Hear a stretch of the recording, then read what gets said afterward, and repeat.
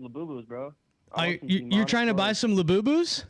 I want some Illuminati demons in my fucking... No, I'm just kidding, bro. Shout out to you, bro. I love your fucking work. I follow you on TikTok, and I just want to troll you real quick. I appreciate it, bro. I appreciate it. Hey, you know what? Calling from an unknown number, you know what? I respect it, dude, because you know what?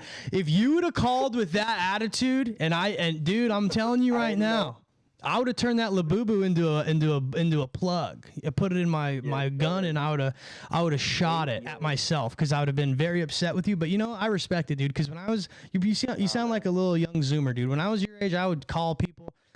I was a little wild stallion. But I guess I'm young. You're 46. Fuck Israel. 26.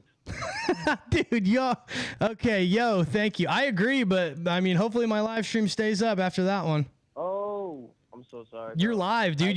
Dude. Now you're super lucky you freaking blocked your number, bro. You guys coming to my door. I know, right?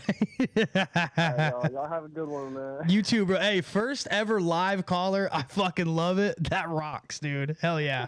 Peace, brother. All right, fam. Love. Hell yeah. We're live, baby. This is the first one, live, and hopefully we stay up after that call. That was crazy, the craziest one I've seen. Somebody from TikTok, wild. We haven't had a TikTok follower in a minute. This is crazy. I'm loving it. I'm loving it live. We are live in 5, baby. This is how we're doing it.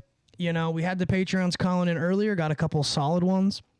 Patreon combos stay with Patreon combos, you know what I'm saying? But here we are. We're running it up. Let's just cheat. We'll see. We're going to go ahead and check. We're going to check the YouTube. Make sure that we are live after somebody just said, fuck that. So we got to make sure we're good. We might not be. Might not. Oh, we are. We might not be. We are. I love it. Let's, we're going to change the title though. Taking live callers. Phone numbers on my Instagram. Taking live. TCP live. Live in 5, baby.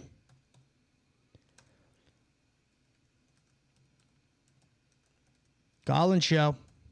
That's right. Let's get a phone emoji. We like emojis in the title. Emojis in the title really make it good. Oh, another caller. Let's see what we got.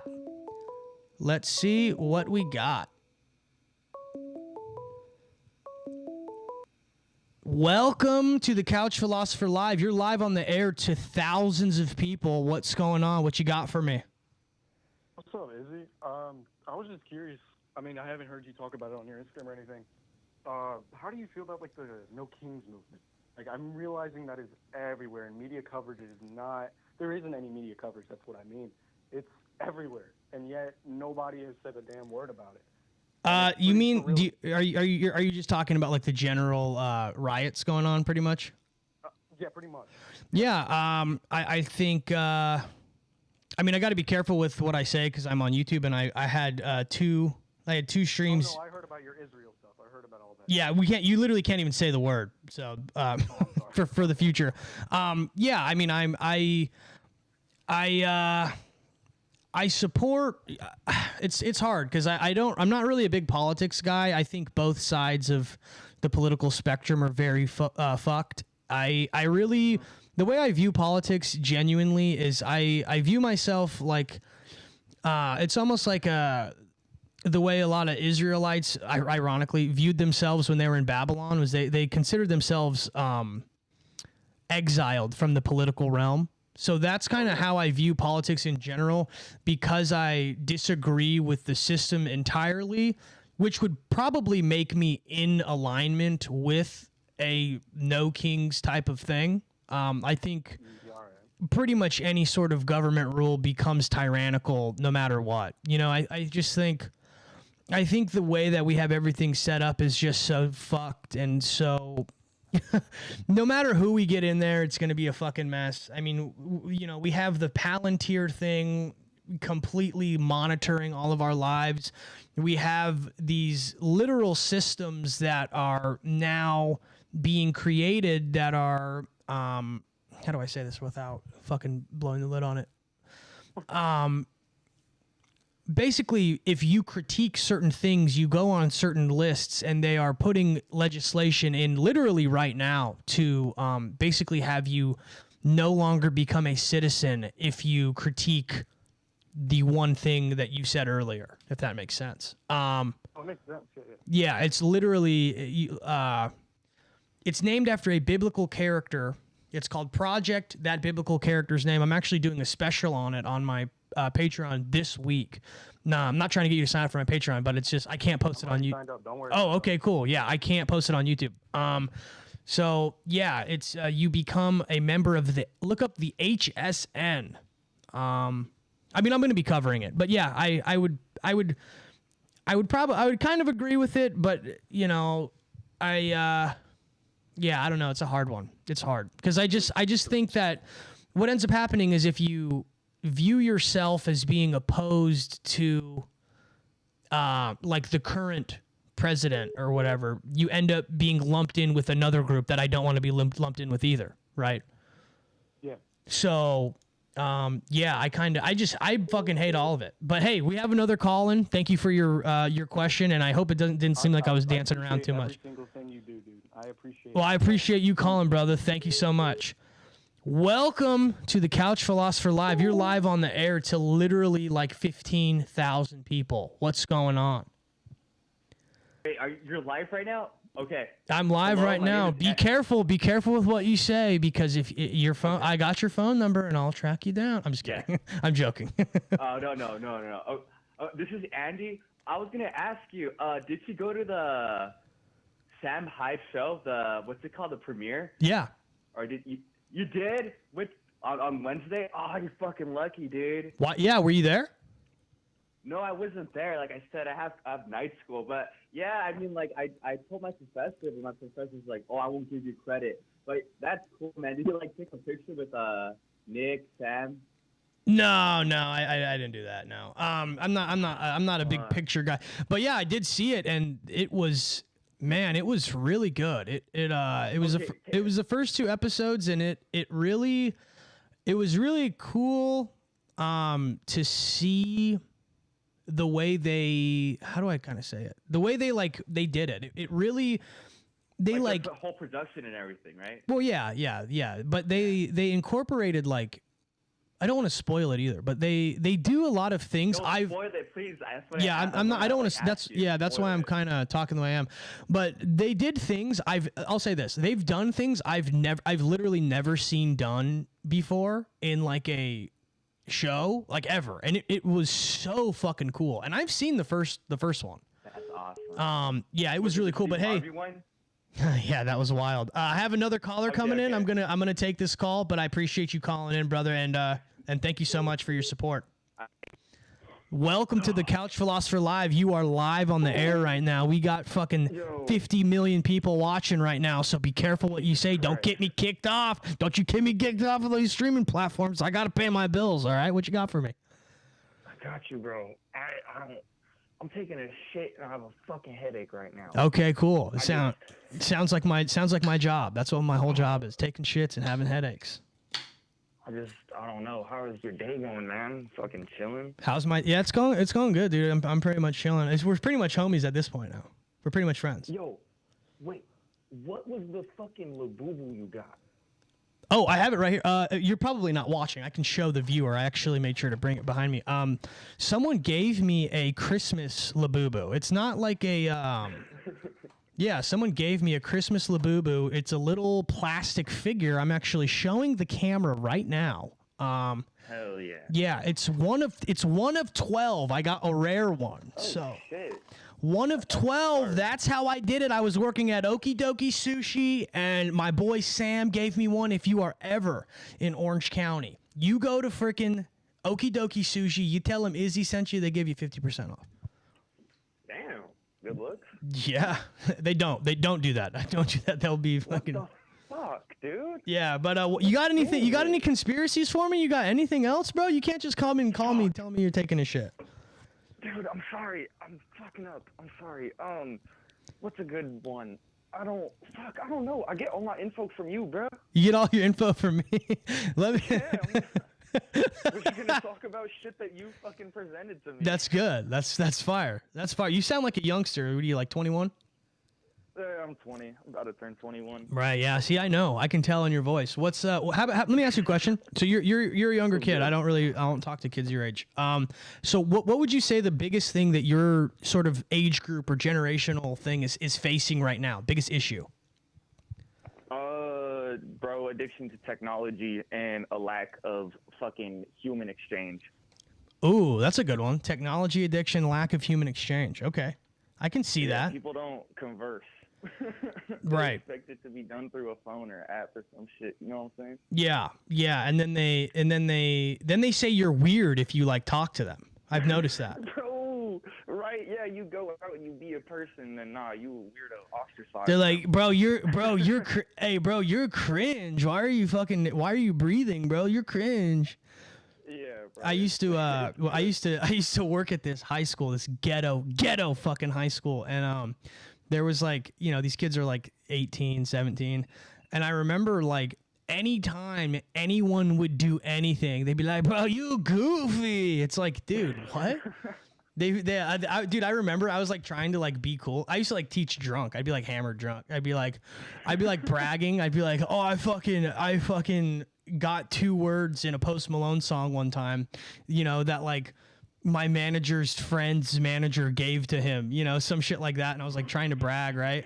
And they're like, bro, Griffin's goofy, bro. Post Malone, you goofy, bro. They just hated me. They just fucking hated me. They're like, bro, you fucking goofy, dog. Yeah, bro. Kids are fucking haters, bro. They're haters for real. I don't know why. And it's weird too, because they hate you until you have like a social proof, right? Like, Yeah. literally, like, I started posting my clips on TikTok, and everybody's like, you fucking suck, you fucking loser, you're so lame. But I literally know in a year when I have fucking whatever 100,000 subscribers are gonna be like, wow, inspirational inspo. I'm trying to be like you, twin. I'm trying to be like you, twin. I was there day one, bro. Day one. Literally, yeah, literally. And you know what I do? That's why I have the database. I don't know if you've heard of the database, right? Nah. Oh, dude, I have listen to this. I have a database, and whenever a hater, literally every time someone hates on me, I screenshot it and I put it in a file. So that way, someday, dude, when I'm literally, I just recorded 4 songs. They're the best songs. I don't give a fuck what anyone says. They're so fire. And guess what? When they blow up and someone's gonna be like, I was there day one, twin. I'm gonna go, oh, are you Zuko Nuts 33? You told me to kill myself 4 months ago on 6/12/2025. Literally, you're a hater. Fuck you, dude. That's how I rock, baby. The database. Welcome to the motherfucking hood, boy. Calling me goofy? Nah. What's up with that, brother? That is the fucking method. Holy shit. That rocks, brother. But hey, I appreciate you calling in, dude. You fucking rule. Hey, tell your generation they better fucking hop on, bro, because this thing's going to the fucking moon. And guess what, dude? Guess what? You send me a DM. In 15 years, when I'm super world famous, I'll give you a ticket to my fucking show, baby. Fuck yes. That's right. DM you right now, bro. All right, bro, dude. All right, I appreciate you calling. I got some more callers coming in, brother. Good luck with your calls, bro. Good luck. Have fun. Thanks, dude. You too, brother. I appreciate you. Peace. Peace. Later. See, that's what we do. We're affecting culture, dude. We're affecting the youth. We're infecting the youth.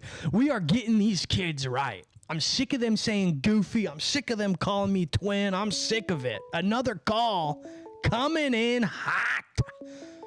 Welcome to the Couch Philosopher Live. You are currently live to 12,000 people. What do you got for us? You got some fire knowledge? A little bit, man. This is live. Am I talking to the man, Mr. Griffin, right now? You're talking to Izzy and Griffin. You're talking to the internet. The only thing I ask you to say, don't talk about there's one country you can't talk about, because if you do, it nukes my stream. But hey. Oh, yeah, no, we're not going there, man. All right, cool. I don't want to go there either. I don't have birthright. So, about a month ago, it looks like Andrew WK reactivated his Instagram. Okay. Are you familiar with Andrew WK, some of the symbolism in his work. Yeah, I'm familiar. Somebody's given me some info on it in the past. You'd have to kind of jog my memory about it, but I know it might have been you. Did you send me an email about him? I don't think so. Okay. Well, yeah, I hope you would remember if you did. So it probably wasn't you. No, somebody sent me like a lengthy email about him, about Andrew WK. But no, go ahead and enlighten me and enlighten the viewers and the listeners right now. So he released an album a few years, 7 years ago. Because before that I was like, oh, Andrew WK, he's the party guy. It's pretty simple music. Party. Yeah. Guy likes to party, make music about party, have party time. So what stuck out to me is on that album, on the producer credit was some guy named Steve Mike. Or actually, no, it wasn't that album. That was the album that kind of got me back into him because it's a good album.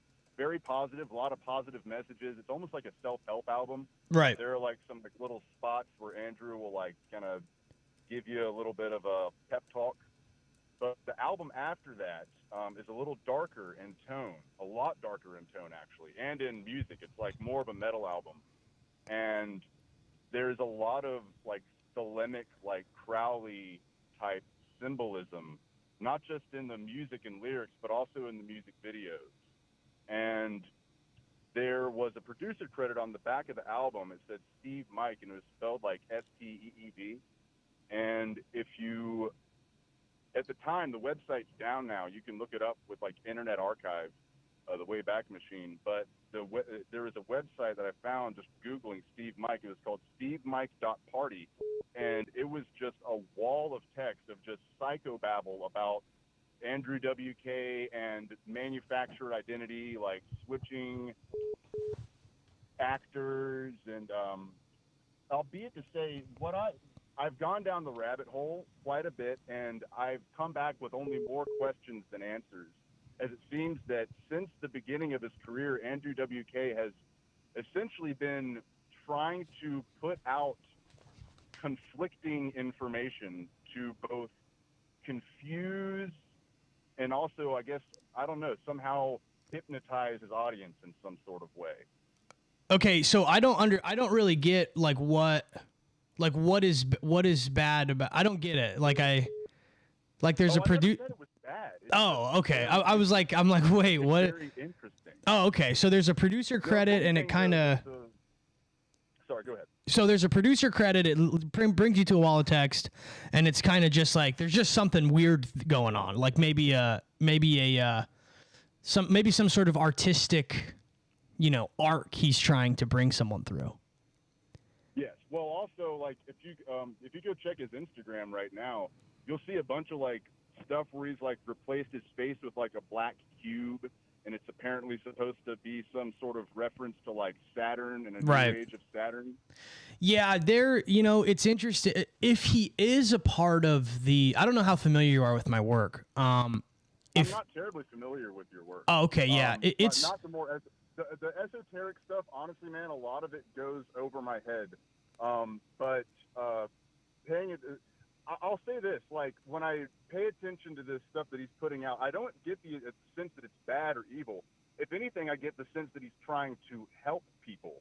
It's just the way that it's presented is in such, like, a chaotic, like, confusing way that it's almost like his goal is to, like, confuse the listener, the observer, so that they are forced to essentially make their own interpretation. Yeah, that's bad though. Where there's chaos or confusion, there's deception. So chaos is usually a sign that there is nefarious things going on. When it comes to anything sort of occultic or esoteric, what it sounds like to me is that he is doing like an art project where he's trying to get people to have this conversation that we're having right now. You know what I mean? Usually if somebody, if somebody's doing like legitimate occult esoteric shit, it's usually you just know, like, it's pretty, it's, you're not like, is this occultic? You know what I mean? But that's interesting, man. I'm going to have to check that out. I appreciate you calling in today. No, for sure, man. Yeah, thank you so much, dude. I appreciate you. You have a good one. We have another call, and I got to grab it real quick. Go for it. Awesome. Thank you so much. Yo, you are on the Couch Philosopher Live to thousands of people right now. What's going on? What do you got for me? What's up, man? I don't know. There's a couple things I wanted to ask you about. I guess we'll stick with shit I know. As far as like Shane Gillis being a CIA plant op or whatever, Right. Right. what would you say would be like the reasoning? Like what was his op? Like what was he installed for? So let's say he was, right? Like I don't know if he was. It's funny to joke about it because he, first of all, he has close friends of his that make those jokes. And here's the deal. I made those jokes first. So a lot of people are jonesing on me stealing my stuff, but it doesn't matter. Whatever. We're moving past that.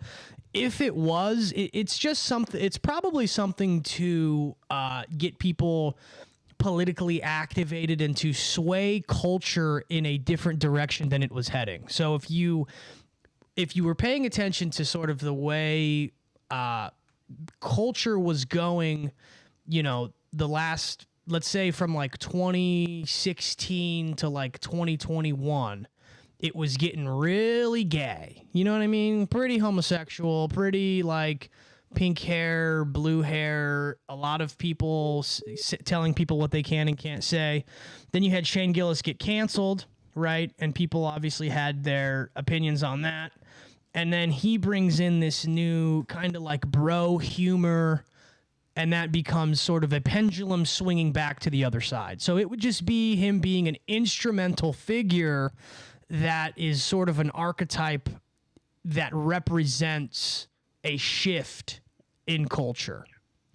Right. He made it okay to be a white boy again. He made it okay to be a white boy like me and you. I could tell you sound like a white boy. Where are you from, Missouri? Tennessee. Oh, that's right, baby. Go Vols. I fuck with Tennessee, dude. Would you guys have me if I moved out there? Because I might get out of Cali, dude. I'm saying fuck this place.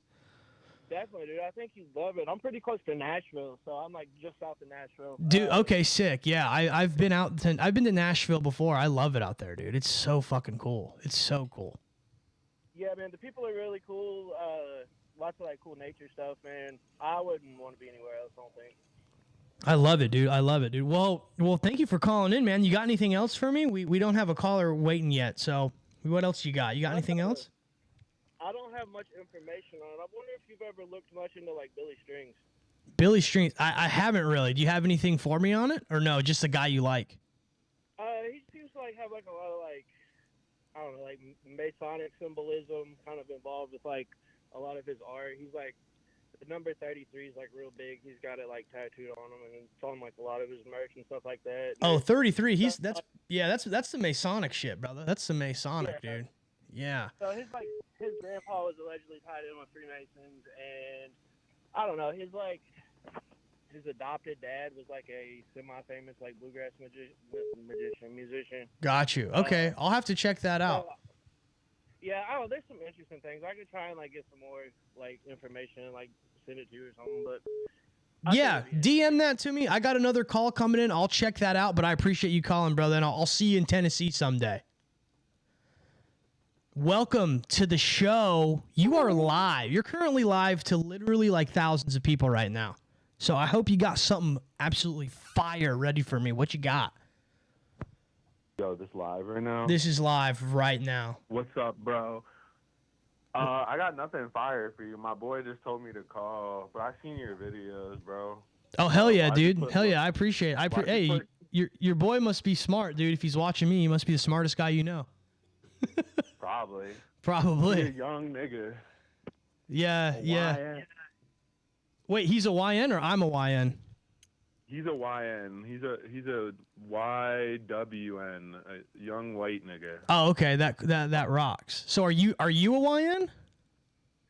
I'm an ON. Oh shit. I'm considered unk, but you know, I used to run around with some Crips out here in California. They used to call me White Boy Izzy. That's what they called me. Oh shit. I was unk, like bro, you got to be like over 35 for unk. You're over 35. No, I'm not. I'm not an unk yet then, yeah, dude. Bro, We big bros, bro. Oh, I'm big bro. I'm big bro now. That rocks. I used to call one of my friends big bro when I would get drunk. I used to get super hammered and I'd be fucking coked out and I'd be like, "Hey, big bro. Hey, big bro." It was fucking sick, dude. Yo, bro. So I mean, I don't even know why I called. My boy just told me to do it, but I remember this one video you posted about Tyler, the Creator. Yeah. Where do you get that information from? Because I just don't think that he's a wizard, whatever the fuck. You don't have to. You don't have to I think he is. I mean, you don't have to think I just want to genuinely understand why you think that. I don't. Well, here's the deal. I don't think it. It's something I've researched and I've looked into, and it's a possibility. So that's the first thing first. The second thing is the second thing is there is like color theory. Like that is a real thing. Like artists use color theory, right? Like if I want to invoke a feeling of passion, if you were going to invoke a feeling of passion, what color would you choose? Probably purple. Okay, well, I would choose red, right? Red, or what if you were trying to make someone feel happy? What color is a smiley face usually? Yellow, yeah. Right. What color is, what if something's hot? What color is it? Like red, orange, yellow. What if something's cold? Blue, green. Blue, right? Purple. So, okay, so what he does with his album covers is he specifically chooses specific colors to invoke specific moods, right? Which is just follow me here. Follow me here. Be open-minded for a second.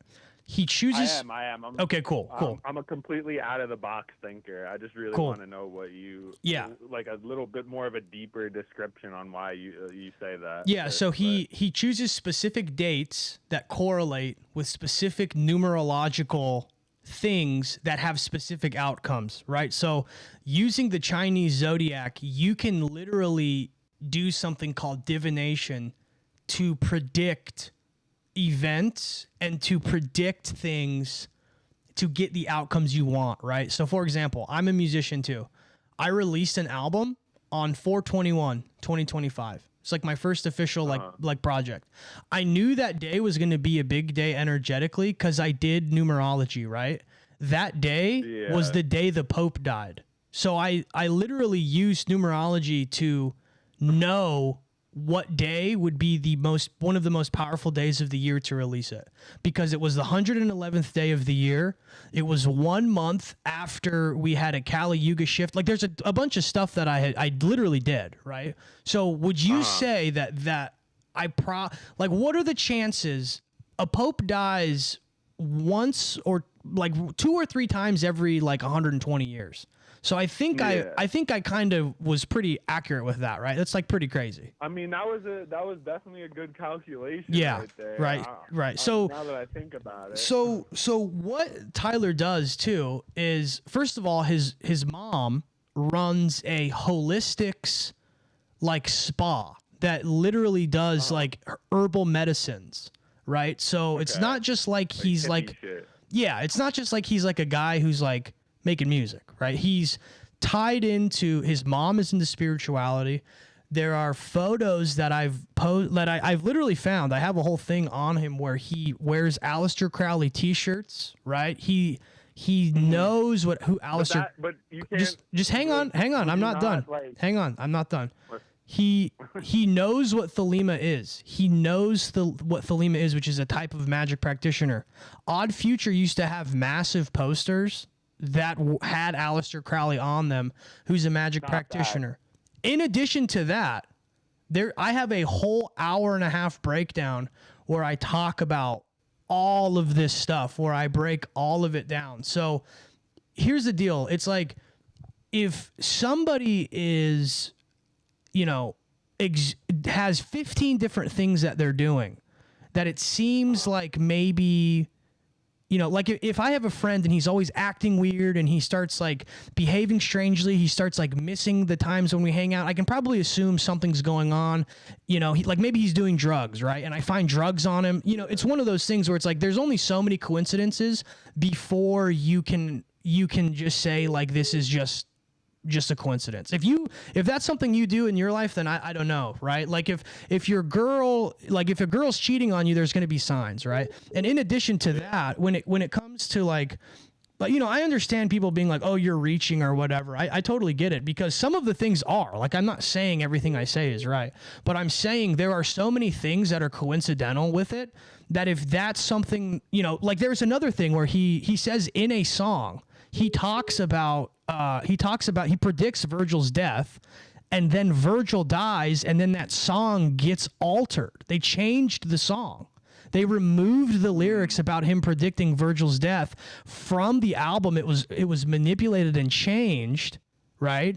And then he gets to the ring, and I research all of this stuff that goes into what people who do magic use those stones specifically for. He loves like opals and shit, I'm pretty sure.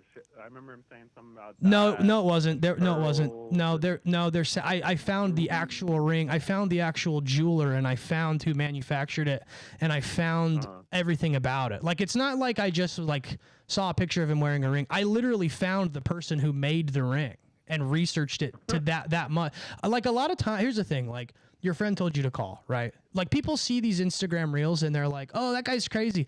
I have literally. No, bro, I don't think you're crazy. I was just asking because, like, I literally commented on that and I was like, I don't know if this is true, and like all these people were liking it, so I just decided to call. So I guess that's. Oh, so okay. I thought your friend told you to call, but okay. So here's the deal, though.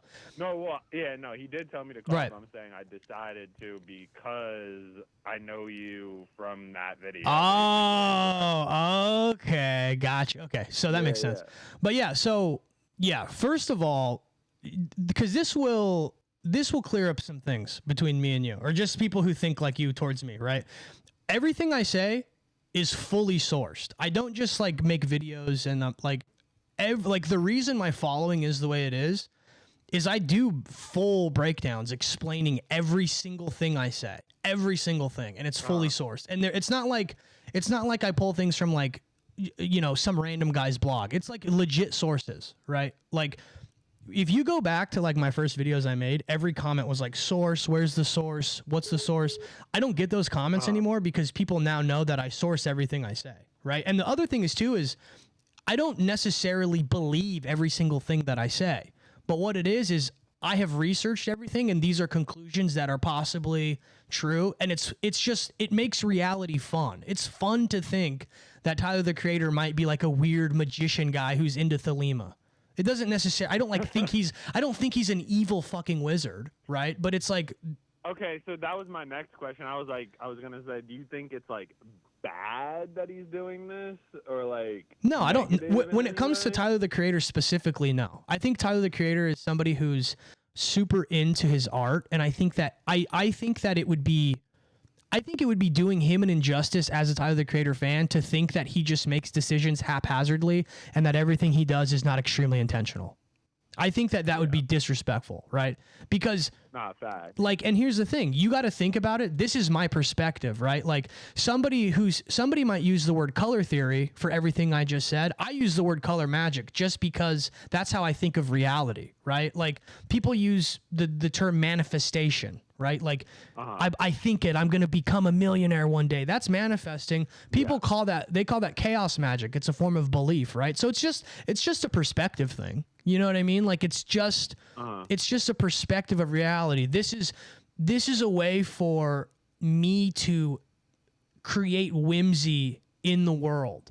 It's like that's fun. Like, that would be so fun if Tyler, the Creator, was a wizard. That's cool. That'd be dope. Do you know what I mean? And the thing is too is like, why not? Like, because here's the thing. If I sat down with Tyler, let's say me and him sat down and I asked him all these questions, like, did you specifically use these colors? And he said yes to everything. And he could be like, well, I'm using color theory. It's like, okay, cool. I think you're using color magic. Yeah. I don't think he would be like, no. It's like, oh, they're different words for the same thing. You know what I mean? True. Well, that's interesting. I feel like, I don't know, this, like, people try to do certain weird shit when it comes to, like, that whole magic, like you said, chaos magic, all that type of shit. And so you would say that Tyler is doing something positive with it, or because you said you don't think it's negative, but do you think it's positive, or do you think it's not? It has no, like. So I think that.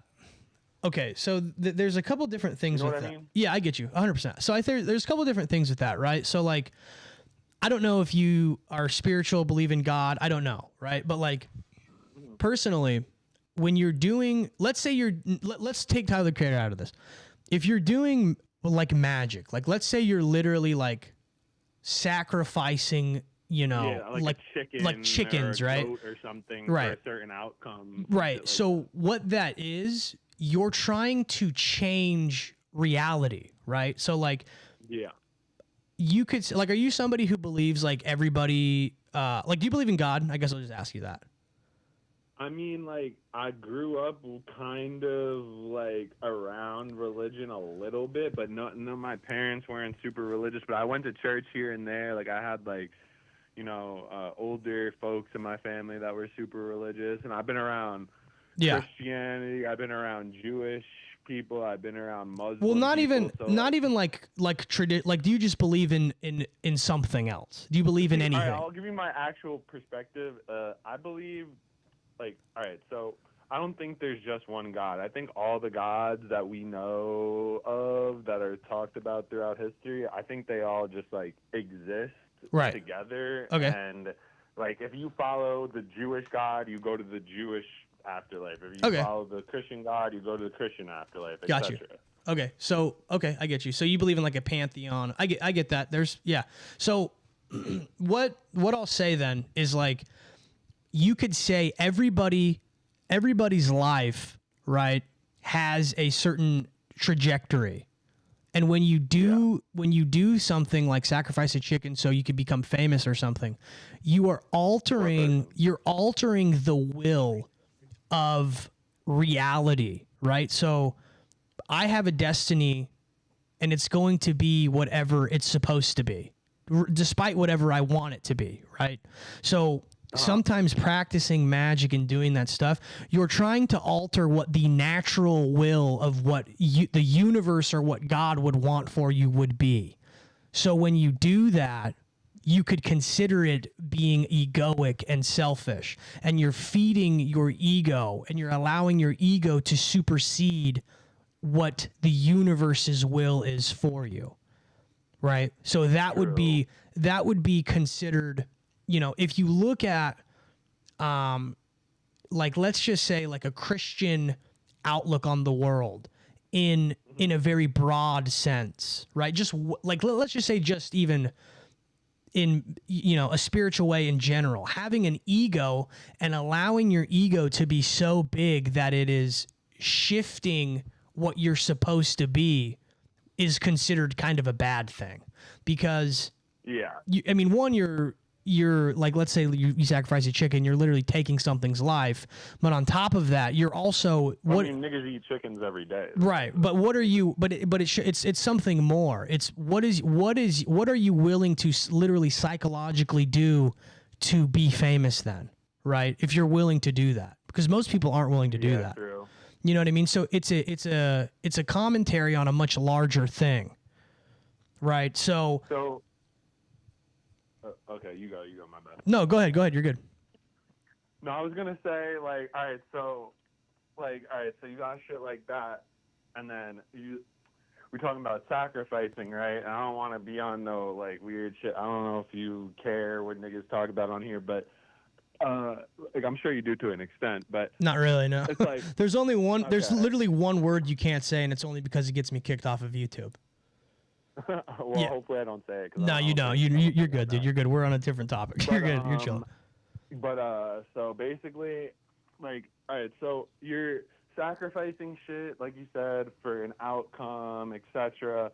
All right, so but what about these celebrities that everyone claims like they say Kanye sacrificed his mom. Right. They say Diddy sacrificed like Biggie or right. shit like that. Like, so do you think like it's like, all right, so a chicken is worth lower than like a human Right. when you're doing like shit like that, or is it all the same? No, it's not the same. So it's like, first of all, that is real, and you got to think too, like, remember, like, this stuff might not be real to you, right? Like the color magic thing might not be real to you, right? But guess what? It's real to me. But see how it's the same thing? Like, you think of it as color theory, I think of it as color magic, right? But they're two different words for the same thing. Okay, so it's a perspective thing. It's a shift in perspective. Now, these people who, let's say they sacrifice somebody for fame, that's real to them. So if you don't believe in it, that's whatever. But to them, it's real. And when that happens, the things that happen psychologically and that happen spiritually, it causes a fundamental shift in reality, right? Because if my perspective is one that magic is real and it's the same thing as color theory, but to me it's magic, right? I'm going to be operating differently because I believe there is a literal, indescribable magical force that is guiding what I'm doing, right? Like, imagine if, like, you're going into, let's say, gamble. You're going to play 21, and you literally have this psychological framework that you cannot lose. You're going to be performing differently. You're going to make different decisions in the game. That's how these individuals fundamentally see their life when it comes to the quote-unquote game they're playing within the music industry or whatever, right? Gotcha. So, I mean, think, like, they literally, like, rappers all the time call it a game. The rap game, whatever. It's a game. Yeah. Right, yeah, and in fact, that's like specifically chosen language. Right, and because yeah. they wouldn't just say that out of nowhere. You know? Yeah, 100%. And it's yeah, I mean, and people are willing to do, I mean, look at Diddy. He's willing to do whatever it takes to get whatever he wants. Anything. He'll do anything. There are people in this world who will do anything to get what they want. You really think that you know, somebody might not, you know, somebody might believe that, like, there's magic in colors, like something so silly? Of course there is, right? Like, you have people who are literally willing to cross the globe and, like, sodomize children. Like, there's no end to what these people will do. So I think that it is silly to not have an open mind when it comes. I'm not talking about you. I'm saying in general, right?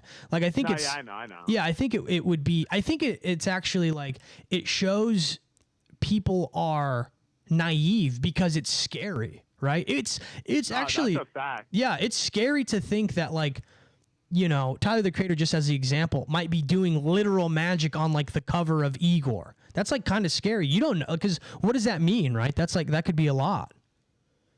Nah, facts. Like, I don't know. I'm, like, obviously you don't know me, so I'm, like, heavily into, like, the conspiracy world, the occult world, the icebergs of the conspiracy theories of the music industry. Not just the music industry, but of, like, all of the shit, the government shit, whatever. So I feel you. Like, a lot of people, like, on the thing you said about, like, they believe it's real, so it's real. Like, I've tried to tell people that so many times. Like you don't think, oh, like, I don't know, let's take 9/11 or something. You don't think 9/11 would be a conspiracy because why would they do that? Like, it's like the same. It's like the same kind of thinking. Like, you gotta tell them, like, it's real if you look into the facts. If you don't look into the facts and you just hear stuff on TV, on the news, and you're like, that's the real story, then you're not really doing any research and you just are sitting there and letting your opinions be made for you. Yeah, 100%. Like the same thing. Full, like, I don't know, I'm just rambling, but no, 100%. And it, like, but here's the thing too. Here's the thing too. It's like, shit, so yeah, it makes it seem like it's not real, but the next man is over there believing it, and it's real to him. So it's like the duality of that is crazy. I don't know. Yeah, I mean, this conversation represents that same thing, right? Like, I mean, you got to, like, but here's the thing that is powerful within conversation, and these are conversations that they don't want individuals to have, because what it is we're coming from two different perspectives, but now you see my perspective and I see your perspective, and we understand that it's really the same thing. It's just different words for it, right? So that sort of commonality and that sort of common ground is the part of the game they don't want you to know, right? I agree, man. I was just speaking about all this shit with a friend yesterday. I'm talking about this kind of stuff all the time, but you know, a lot of people aren't really open to these kind of conversations where it's like we're talking about things that like you said, some people don't believe it's real, some people do. The hypotheticals and the what ifs. It's just like some people, their mind cannot be wrapped around that. Their head can't wrap around that shit. Yeah, And absolutely. it's like I've seen people who all right, their whole life they were just normal, like they watched the news and took up they believe 9/11 wasn't an inside job, shit like that. And then one time of actually looking into the real shit and forming their own opinion, they're completely different. They're completely different people after that. It's crazy. Yeah. But Well, hey, I appreciate your call. We got another call coming in, dude, but you killed this. I appreciated that. Seriously, that was dope. All right, dog. Appreciate you. Yeah, God bless, brother. I appreciate it. Yo, thank you for calling in. You are live to literally thousands right now. What do you got for me? What's up, dude? I'm calling in. What I've got is asking your perspective. I had this thought the other day, man, that Nietzsche's assumption and proclamation that God is dead, and how we know that he doesn't mean in the way that a lot of people take it. Just in the way, I think what motivated him was the Protestant and kind of reformations that were going on at that time, and how heavy that was going on. And he's seen kind of the traditional way that was before, and how popular the Protestant movement was becoming. And he's seen how troublesome, even as an atheist, that was. Mm-hmm. And I feel like that sect of Christianity motivated him more than, say, the Catholic or Orthodox in his area. People argue that he didn't see Orthodoxy and where he was from and where he was around, that he would have only experienced Protestant and Catholic stuff. But I don't know. Yeah, it was. I feel like. Yeah, it was probably more of the Protestant and Catholic stuff, and the Protestant Reformation was a little before him. But I get what you're saying. I understand what you're saying with the way Protestantism branches out, and it just continuously breeds new churches with people who are just wanting to start a church. But yeah, I mean, charismatic, all of that stuff. Right. And, I've been through. Next Tuesday will be my 4th week as a catechumen, going to the classes each week. And man, it's just such an eye-opening thing. I've started off an atheist, and I was sitting in a fucking CA meeting, 60 days clean the first time, and this guy came in on the druggy buggy and was rambling for a while, right? But then he said, for the longest time, I thought I was an atheist, but it's just because I didn't want to be viewed as a Christian. And I was like, a lot of people don't. Holy shit. I was like, it blew my mind. Is that when I was 20 years old at the time, it blew my fucking mind, dude. And I was like, holy shit, I'm not an atheist. I think there's something. These people I grew up around, I don't want to be viewed as how I view them. So I'm going to say I'm an atheist, right?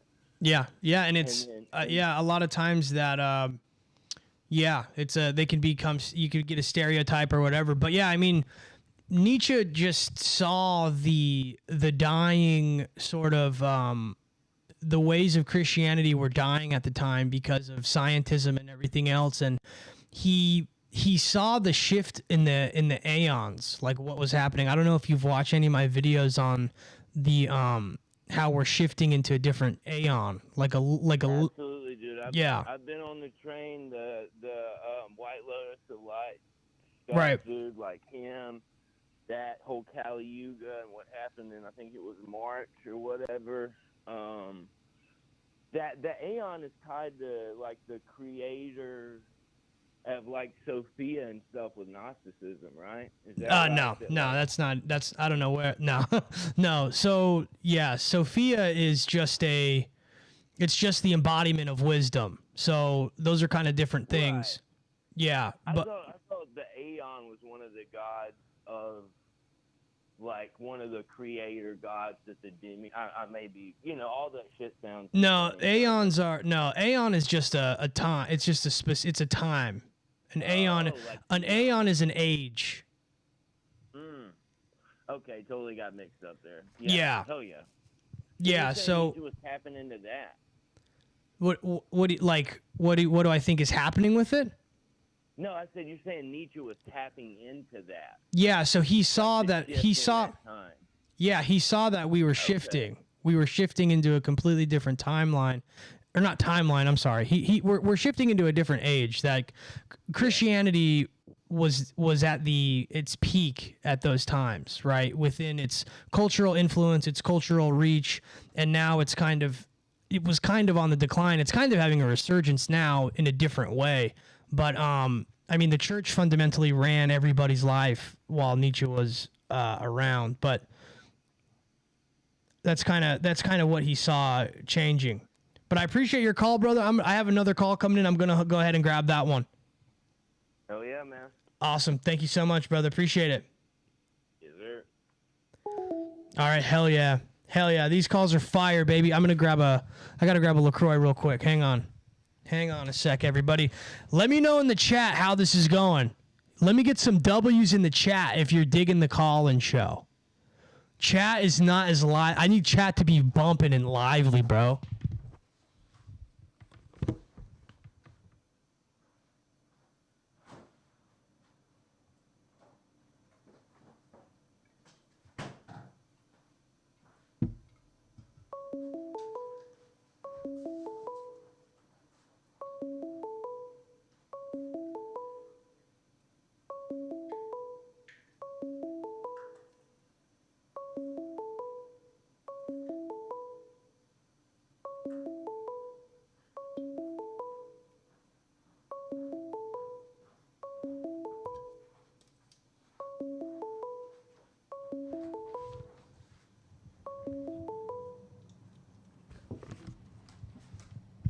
All right, let's go.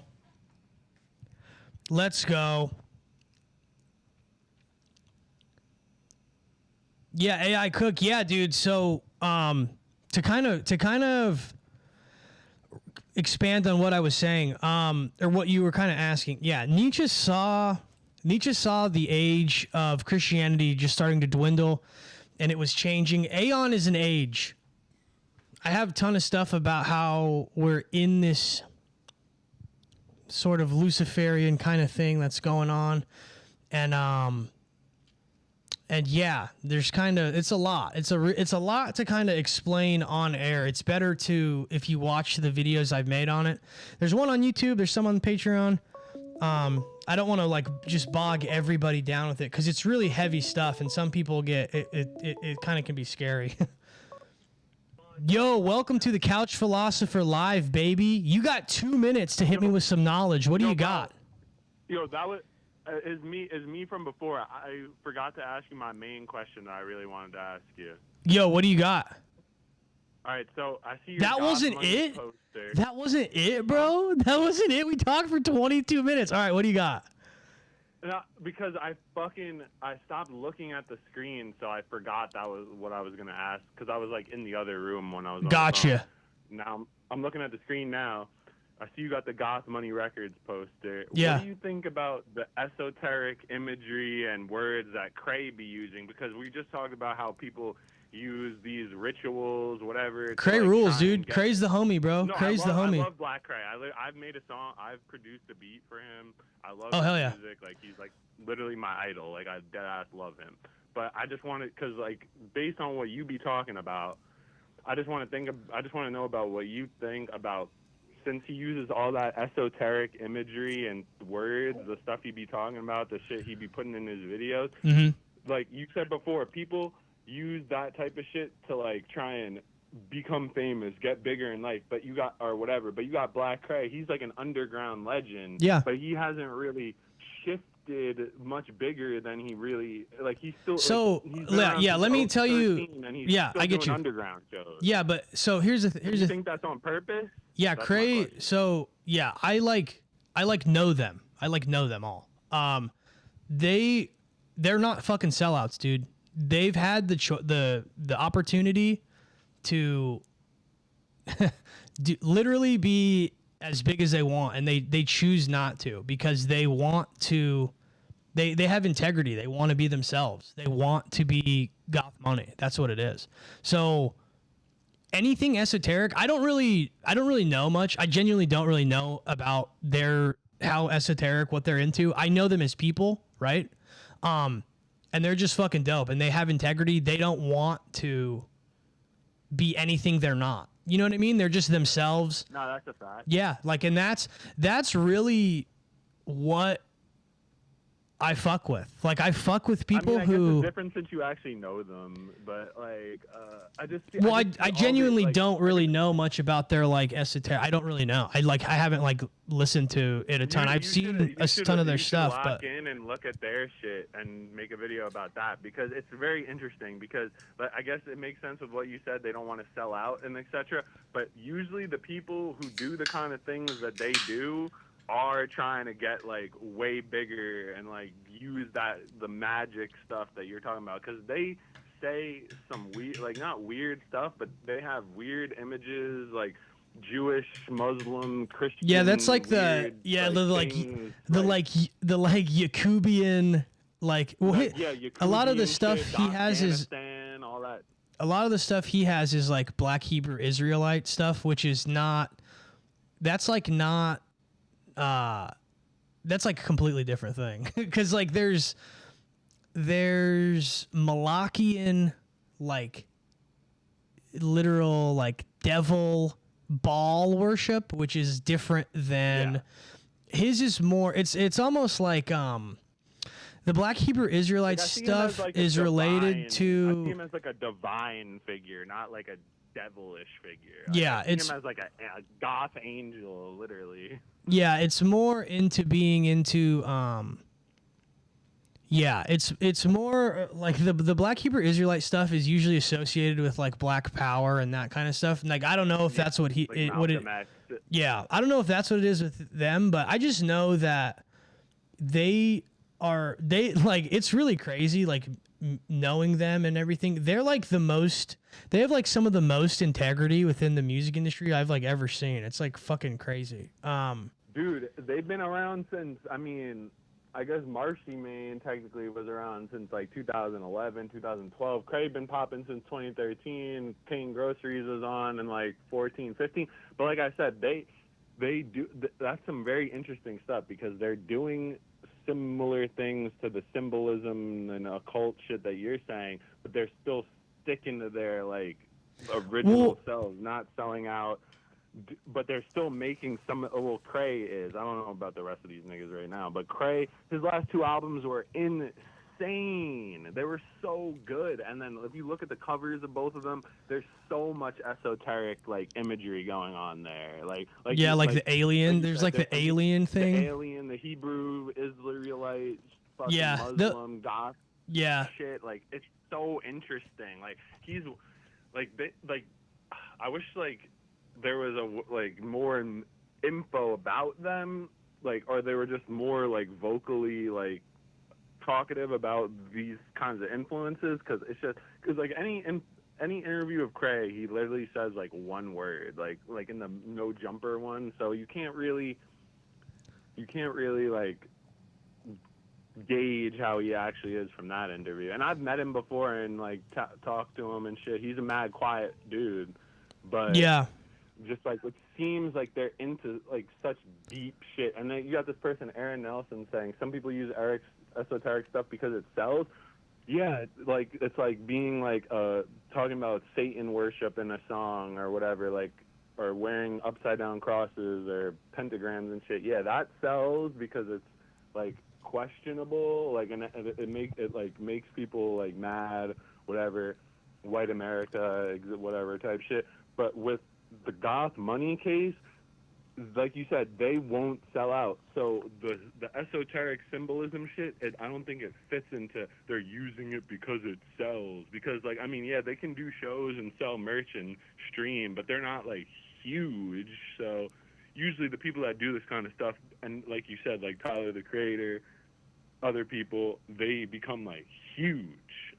Right. These niggas are just stay underground, but they stay relevant. Like I feel like they're doing some sort of intentional thing to do that instead of to blow up or whatever. Because like they clearly know about the negatives that they could be engaging with if they do it like the dark side of whatever magic they're doing. Well, so I feel like, you know, and like yeah, I get it. Hang on. You keep going. You keep going. You gotta reel it in a little bit. Yeah, I think like sometimes like I think yeah so just because something is esoteric also doesn't mean that it's demonic. That's like the other thing, right? Like there are esoteric things within like there's Christian esotericism, there's all kinds of different stuff. A lot of things yeah, it's interesting that they've chosen to like be so true to themselves. Yeah, I agree with what you're saying. Yeah, I agree with you. It's really interesting.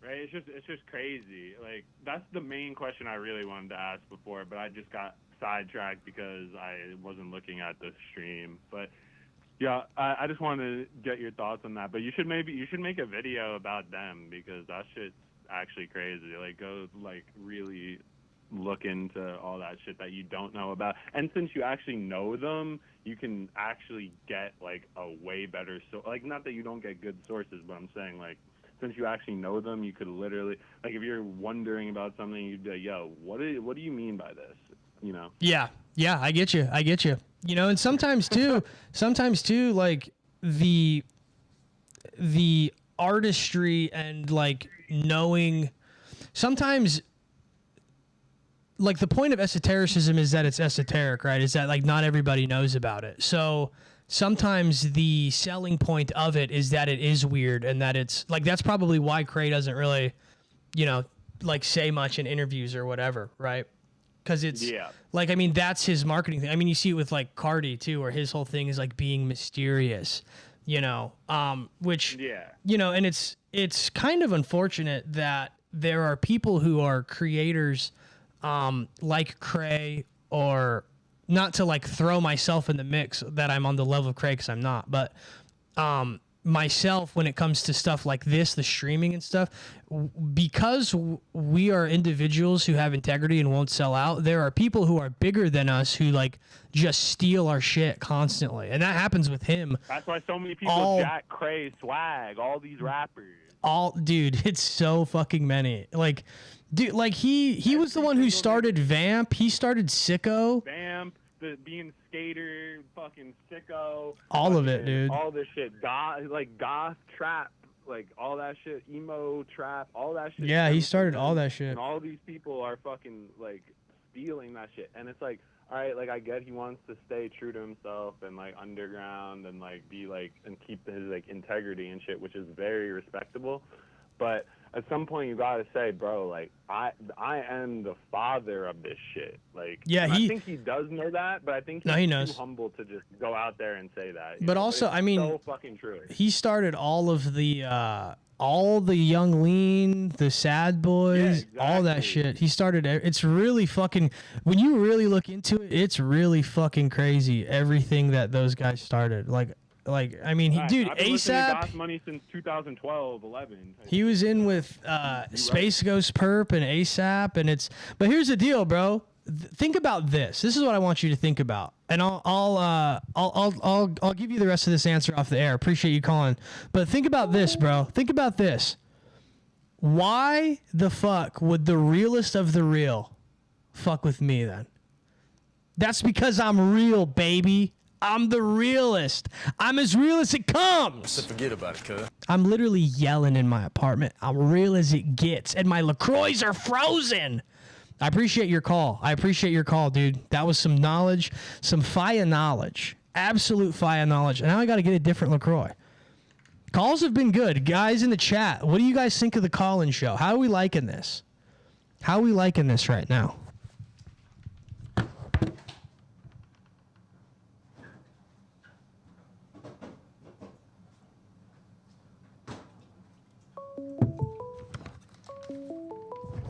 I think some of the calls I'm going to have to take off air, or like we got to limit them. Yo, this is Izzy's plane of existence. You're calling. You're live on the air right now. What do you got for me? You got 2 minutes. I'm brushing my teeth right now because I got work tonight. But Izzy Griffin, I thought I'd tell you that I'm one of your biggest fans. You gotta speak up, dude. I can't hear you. I can't hear you, brother. You gotta yell. I love you, Izzy Griffin. I love you, bro. I'm your biggest fan. Nigga, let me suck your dick. Hell yeah, dude. All right. Hell yeah, man. Well, I got your phone number now, dude, so I can call you. I can hit you up for that sometime. All right. I need some new fluoride anyways. Anyways, man, God bless you. God bless, dude. Thanks for the call and the support. I appreciate it, genuinely. Hell yeah. We're getting some love, dude. We're getting some love, baby. But no, dude, the realest of the whole real fuck with me. The realest of the real in the music industry. What does that say about me? That says I'm a fucking real one, bro. I'm a fucking OG, dog. I'm a fucking OG. You don't even know, bro. You guys don't even know shit, dude. Well, you know shit now because you're listening to me. But I think this has been fun. I hope you guys like the call-in show. The number is posted on my Instagram, and it's also posted in my story. It's on the Patreon. If you're on the Patreon, if you're a patron member, you got early access to the number. I posted the number there for an hour early. And I got a couple calls, all that stuff. We've got some some people are calling and leaving voicemails, and that's so weird. I wonder why it's rejecting some of these calls. It's sending them to voicemail.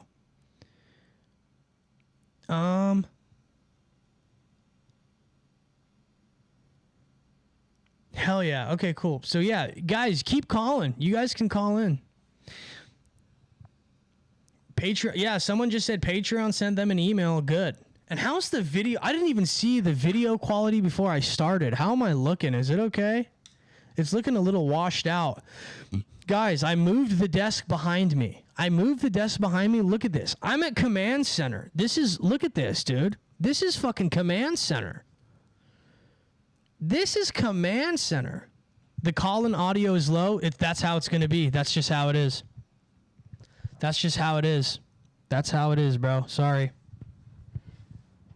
I can't change that. I can't change the call-in audio.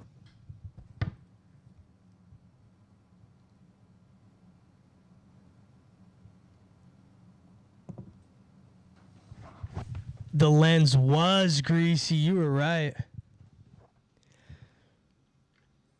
Yeah, dude, I've been destroying people, bro, who call in. We haven't really gotten any trolls. I think it's funny when people call in and then they kind of start trolling and then they realize like I have their fucking phone number, and with their phone number I could find a lot of information.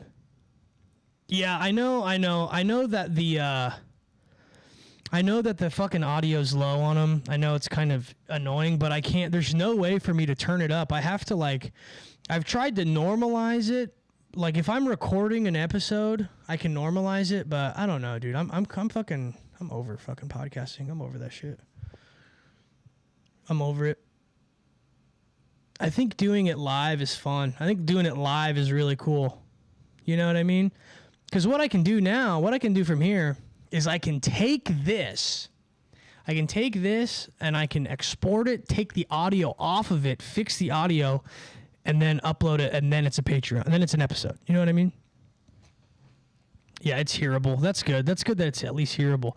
And no, someone said LaCroix count was at 4. I'm not at 4. I'm actually only really at 2. I'm only really at 2. Can't throw anything on it. I can't throw anything on it. it's going straight from the soundboard into this thing. I'd have to get a preamp and all this other shit. But also the way the soundboard works, the soundboard takes the audio and it puts it into one file. So I can't even turn like see this knob? This thing is all the way up for the call-ins, for the calls. So unless I can somehow turn the volume up in the settings of this thing, you know what I mean? Yeah, I don't know.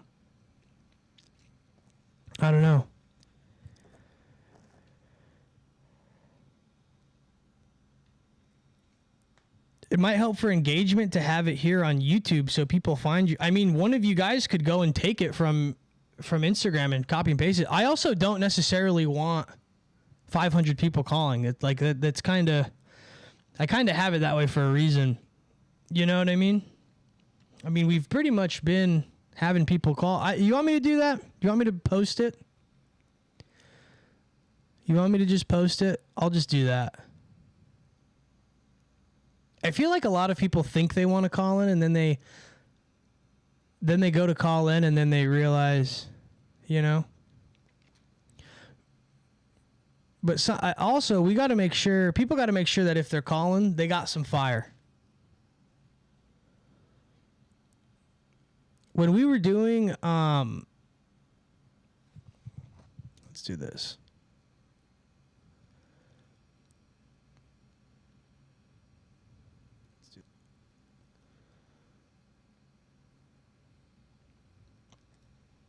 Boom. There it is. Can I pin it? Pin it. There we go.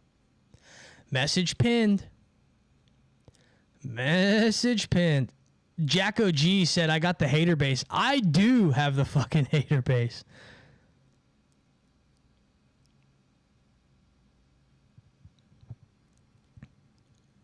Well, he said, I didn't think it was smart to post it in the comments. Well, that's too fucking late now, bro. It's here.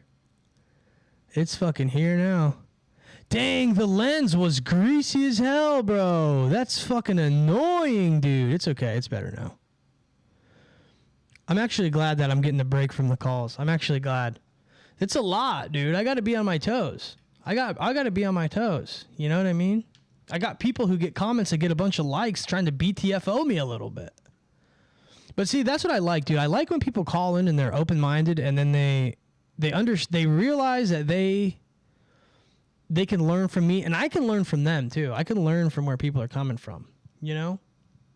I can learn from where people are coming from a little bit. You know, that's what's good. That's what's good about this. Is JoJo still here? JoJo. See, you said call it for more engagement. Nobody calls. See? You guys are just here to watch, here to view. Yeah, it's cool to do this live. I like doing that. I like doing this setup. I think this is cool. It'll be crazy when I'm able to stream it to Instagram too. That's when it'll be really fucking insane. You know? That's when it'll be really insane. I have a Discord server. Someone asked, do you plan on opening a Discord server? I have one. It's just not public. It's not public yet. Due to, this thing has like slush and shit, man. Due to the Douglas, due to the classic Doug, that shit was not public. But I think I am going to make it probably public here pretty soon.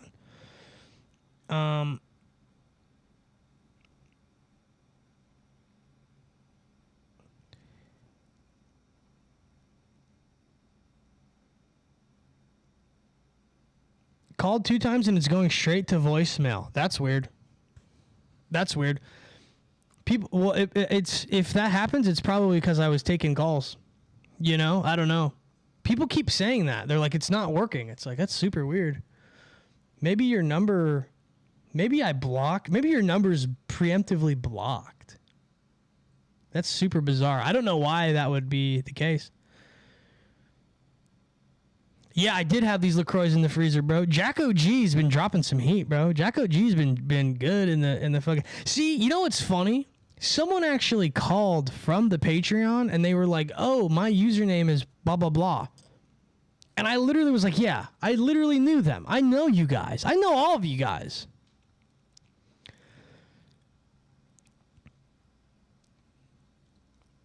How can I join? I just discovered. Let me think. Let me think on it. It's in the Patreon. The Discord goes to the patrons, but I don't know. Also, speaking about Goth, so we just talked a bunch about Goth Money Records. Okay, Goth Money Records is kind of I don't know the exact proper term, but like kind of managed, I guess, by my friend. And he is actually helping with Ystar. He's behind Ystar now. And Ystar has some new shit we're dropping. It's going to be fire, bro. It's going to be so sick. It's going to be so fucking insanely sick. Someone says LaCroix is gay. You would know. You would fucking know, dude. You would know. That's fire. That's fucking fire, dude. Dang, we had a bunch of calls for a minute. It's slowing down. How long have I been streaming?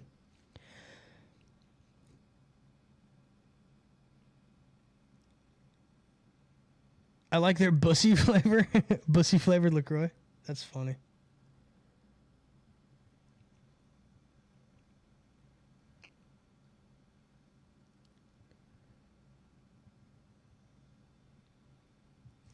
Bussy flavored LaCroix is a crazy one.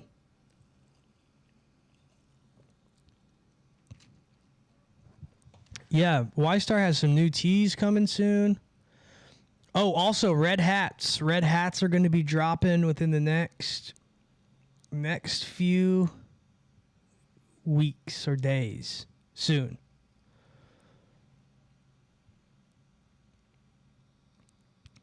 Let me see here.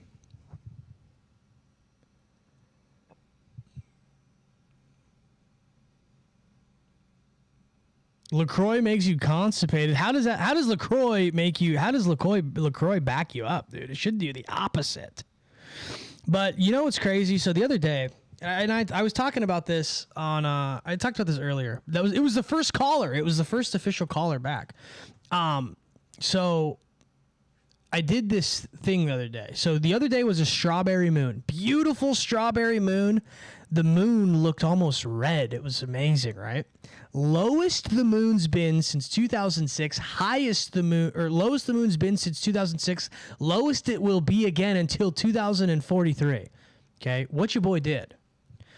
Went to the Sam Hyde MDE2 experience. I saw it.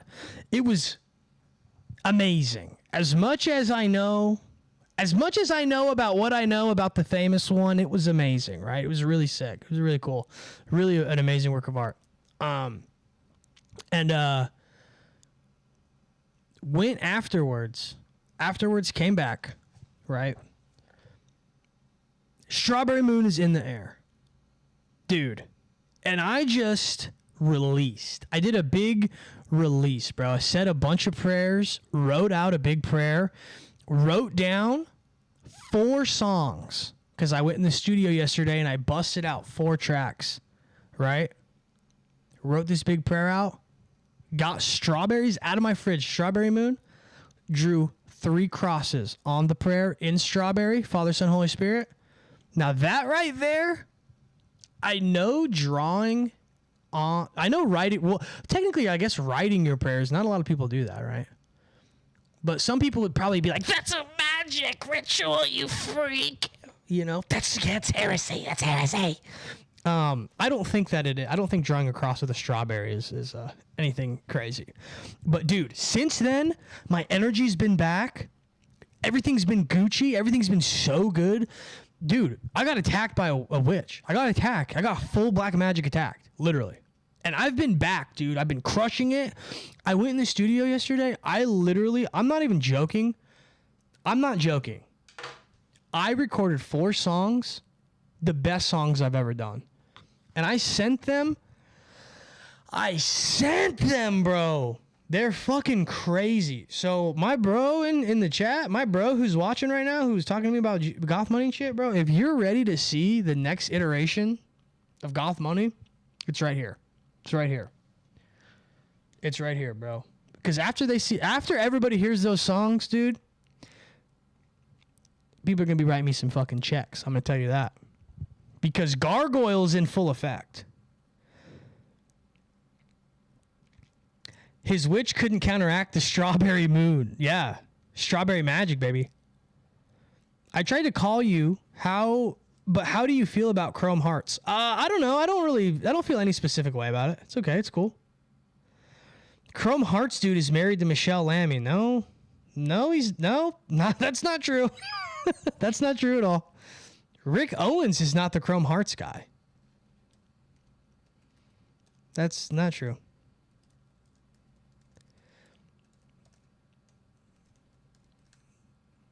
Richard Stark created Chrome Hearts. Rick Owens created Rick Owens. We got to make sure we know what we're talking about in the chat, folks. We got to make sure we know. So forget about it, cuz. Because if you don't know, get away from the door, nigga. Right? Guys, no problem with the stream today. What's up with that? Why is the stream perfect? And she's mad old. What do you think of marketing to people in their dreams? That's a crazy concept. That's a crazy idea. I think that would be like the most immoral, not the most, but that's like insanely immoral. That would be fucked up. To market to people in their dreams? That's insane. You're literally entering like their consciousness. I was watching this video and it was this guy and he was talking about how dreams are you transferring into different timelines. It's like you like going like a dream is you entering a portal, and in the dream is like you being in the portal that gets you to the next timeline, which would be the next day, right? And then he was also talking about how mirrors act as gateways. And that was a very interesting thing too. Because mirrors are just like really, really polished silver or something. Art of Chris. I figured out another conspiracy. They make bad movies shows on purpose to pump up the numbers for good movies. I made that up, but it sounds true. That doesn't make any sense. How would people buying tickets to bad movies pump the numbers of good movies? If anything, it would detract, right? I could see you saying they make bad movies on purpose to give context to good movies to make them seem better. I could see that. Wait, what happens if you don't sleep? You just stay stuck in a one timeline? I guess so. Izzy, did you ever listen to Mike Paseo's podcast show called What on Earth is Happening? I didn't, Jacko G. What's it about? But have you ever seen branding in your dream? No, I've never seen branding in a dream. That's very interesting. Interesting. So if you see branding in a dream, maybe it's someone trying to get you. Maybe if you see branding in a dream, it's someone trying to get you. That would make sense, actually. That would make a lot of sense. That would make a lot of sense. No, I'm actually surprised. We didn't really get any prank calls today. I guess we did get the one guy who said that he wanted to S my D. And then, yeah, that was one of them. I guess. Was that a prank call, chat? What do you guys think? Did I really just say chat unironically? God, kill me. Izzy, what's your favorite musical instrument? Probably guitar. Not the way it sounds. It's just because I could play it. I have this bad boy. This dude. Check this, guys. Now it's in the motherfucking show. My NPC Live 2. So, yeah, my favorite instrument to what it sounds would be like organ. I love the way like a Moog synth organ sounds. Fucking so cool. Have you ever seen your phone in your dream? I haven't. Yeah, he did seem nice. I don't think he was trying to troll. I think he was just genuinely trying to tell me he was a fan. The guitar is the most divine instrument. The guitar literally symbolizes the penis. Did you know that? It's like phallic. It literally symbolizes like you playing with yourself. Sup, Izzy? Look into polymath Pavel Florensky, ortho priest, philosopher, engineer. Very cool theory of dreams and time. I will, Vitamin G. Also, just to prove that I know who you guys are and that I actually do listen I do read your comments, Vitamin G has a baby on the way. His wife or girlfriend or whatever is pregnant. Everybody, we got a baby boy on the way. Everybody type baby boy in the chat. This proves I pay attention to you guys. I listen to you guys. I read your comments. Okay? And maybe that makes me mentally ill. Maybe that's why I'm crazy. Maybe that's why I am the way I am. Baby boar in the chat. And we will be praying for that baby boar. That's a baby boar, baby. Baby boar. That's right, bro. That's right, bro. We are creating a multi-generational community. Ystar Boar Core group, dude. They're going to have baby boars at the shows. Me just up there going, this is a party for you. This isn't about me. This is about you.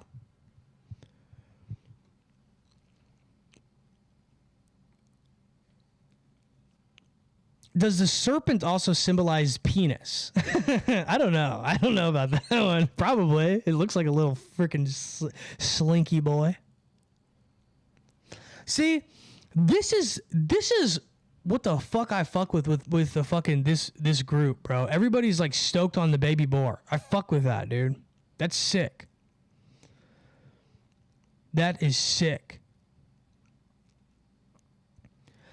Someone had something I needed to address, actually. Someone asked about Kanye in Uganda. Who had the Kanye in Uganda comment? It's gone.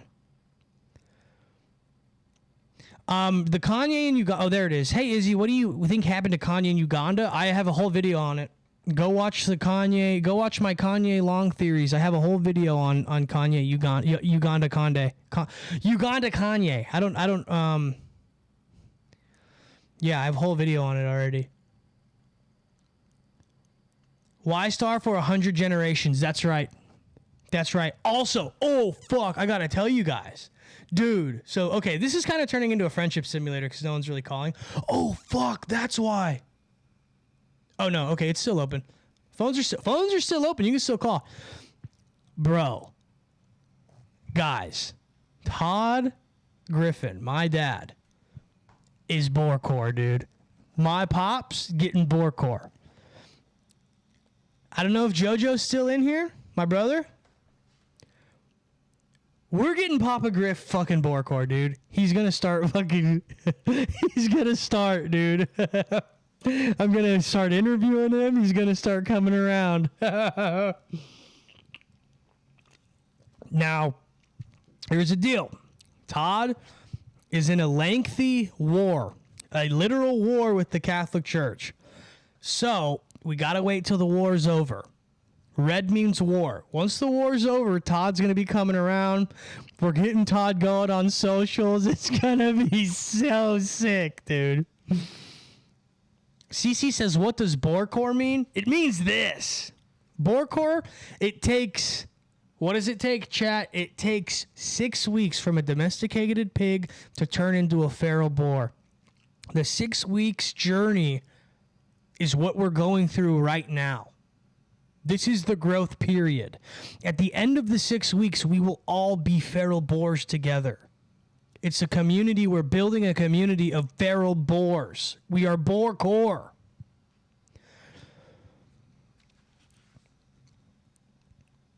Don Quino says, what's Borecore? Another one. I just explained it. That's what Borecore...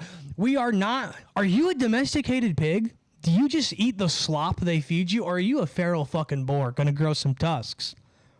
Let's talk about it, right? Let's actually really talk about what that means, because we've never done it.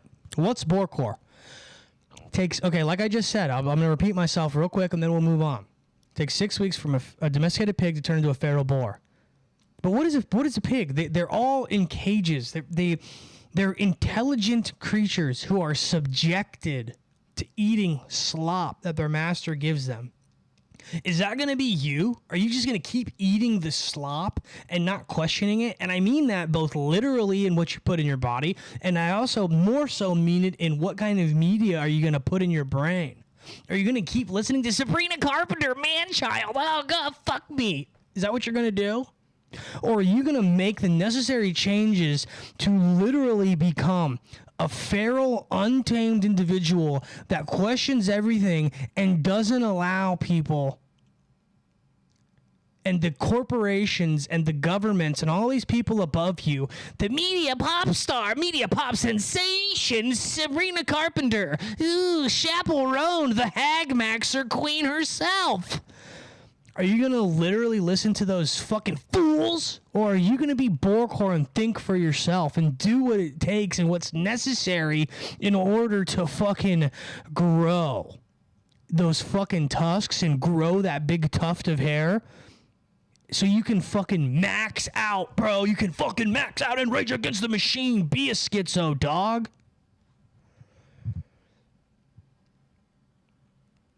Let's go. Yeah. Or are you going to be this? Homo males are objectionable. Very objectionable. That's what I think about the fucking the domos. Are you a domo or are you a feral boar? Ha ha ha ha ha. Are you a domo or a boar, bro? Let me get some rees in the chat. That's right. I need some rees. I need some rees.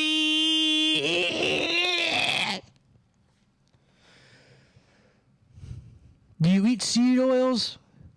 I eat everything. I'm a boar. Holy Spirit was activated on this one. That's fucking right. Holy Spirit was activated on that. See that behind me? That's the crucifix right there. That's fucking right, dude. You have been promoted. Holy Spirit activated. Hey, Izzy, thoughts on David Lynch? He was on InfoWars and was also a Kanye fan. He was secretly based. Wait a minute. David Lynch was on InfoWars? Interesting. He probably was if he was. A lot of his work was very interesting. You know, I think David Lynch is pretty cool. I didn't really get too into him. Oh, we got a caller. Oh, boy, we got a caller. Oh, guys, let's go. Oh, boy, we got a caller. Welcome to the Couch Philosopher Live. You are live right now to literally thousands. What do you got for me? You got some fire info? What do you got? Look, man, it's Al calling back again because nobody was calling and I didn't get the question in. Okay, let's go. What question you got? So, what do you think makes a stronger initial bond between two people? Dude, okay, hang on a second. I want to have a moment with you, Al. Hang on. I'm going to give this to the listeners. Al has been asking me this fucking question for literally what, like a year, huh? I was in the Patreon. Yeah, Al's been asking me this question for like a year, and I'm glad that we finally get a chance to talk about it because I have wanted to answer it, but it's a really nuanced question, and I wouldn't do it justice if I typed it out. So go ahead and ask the question for the listener, and then I'll get to it. Cool, man. Yeah, so it's like, what do you think makes a stronger initial bond between two people? When they first meet, what is going to make them connect more, a mutual love or a mutual hate? I think a mutual love would make them connect more. But I think initially, like right off, like right when we meet. Yeah, if you right when we meet, it would be a mutual love. But I think a long-standing relationship built upon hatred is one that will never be broken. I feel like one that is based on love. Listen to this, right? So let's say me and you are. Let's say we're big Black Sabbath fans. We love Black Sabbath. I love Black Sabbath. One day, Ozzy Osbourne comes out with Crazy Train. All of a sudden, I'm not really that big of a fan anymore. I'm like, I don't fucking like that song, right? So love takes sacrifice in order for it to continually to like, if you're married, right, or you have a relationship. I have been in a relationship for like going on 3 years, right? There's a lot of sacrifice that comes in with that. I had to move to an area that I don't particularly like. She has to do certain things, blah blah blah, right? But here's the thing. A relationship built upon a mutual hatred. Have you ever had a job you fucking hated and you had a coworker where you guys talk shit on that job every day?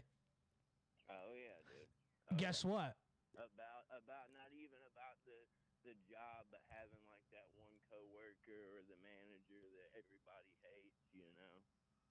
Yeah, and like being able to shit on him together, you know. Right, but here's the deal.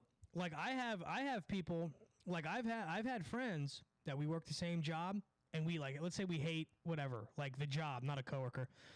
I'm still friends with them, and every time I fucking talk to them, I'll go, "Hey, do you remember fucking so and so? That shit was fucking crazy, right?"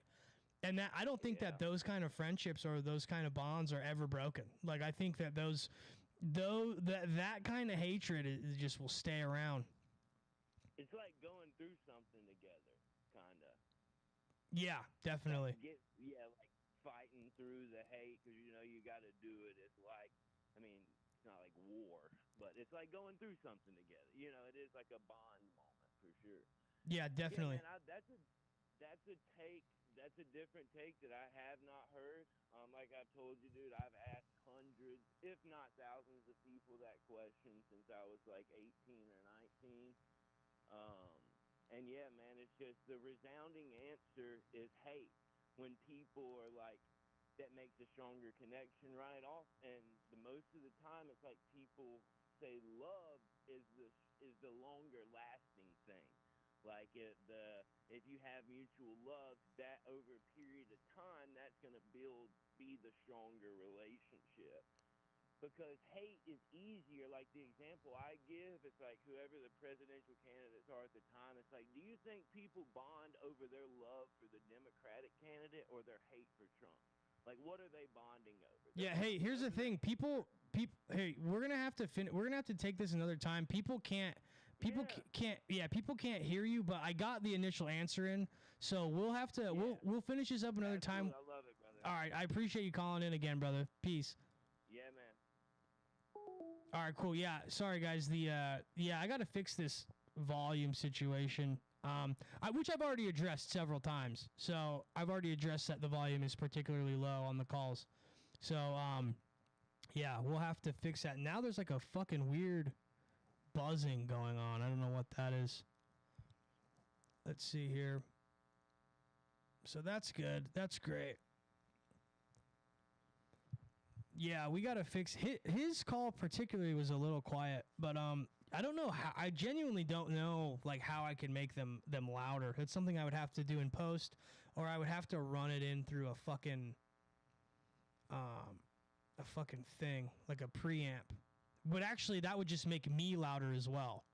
So, yeah, unfortunately, we're gonna have to figure that out.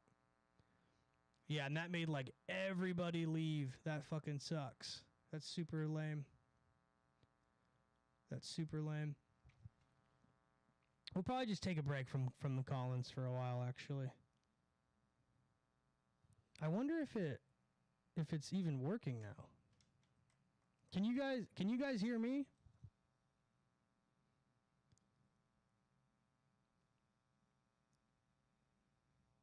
My audio too. That's super fucking weird.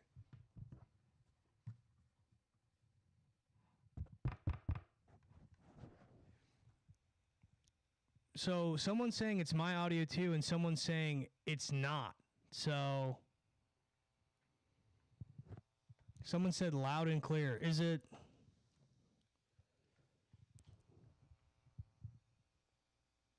You can hear me now.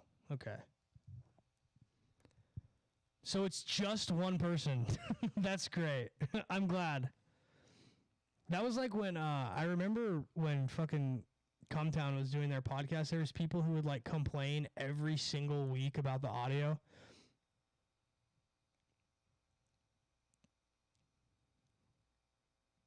So it's remained low since after the call.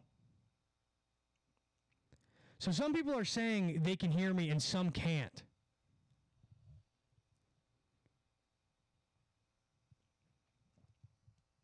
Let me see.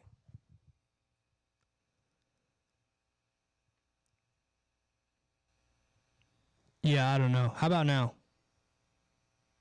How's that?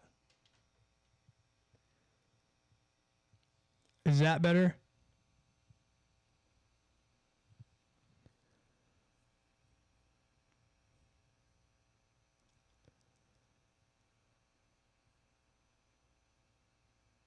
You know, it's so fun.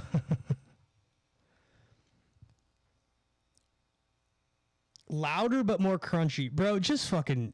Oh my god, you guys are fucking so... Louder, but now it sounds loud. Like...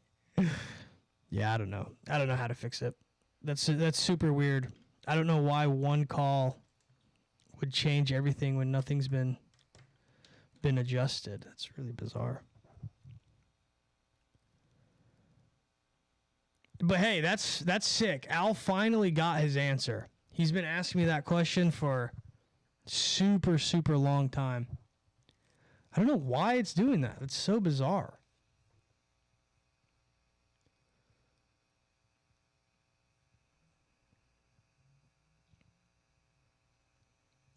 So the audio's fine now. It's good now.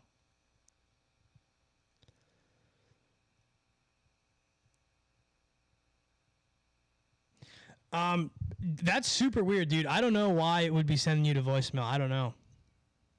That's bizarre because everyone else is calling in, and people have been leaving voicemails. Are you calling the right phone number?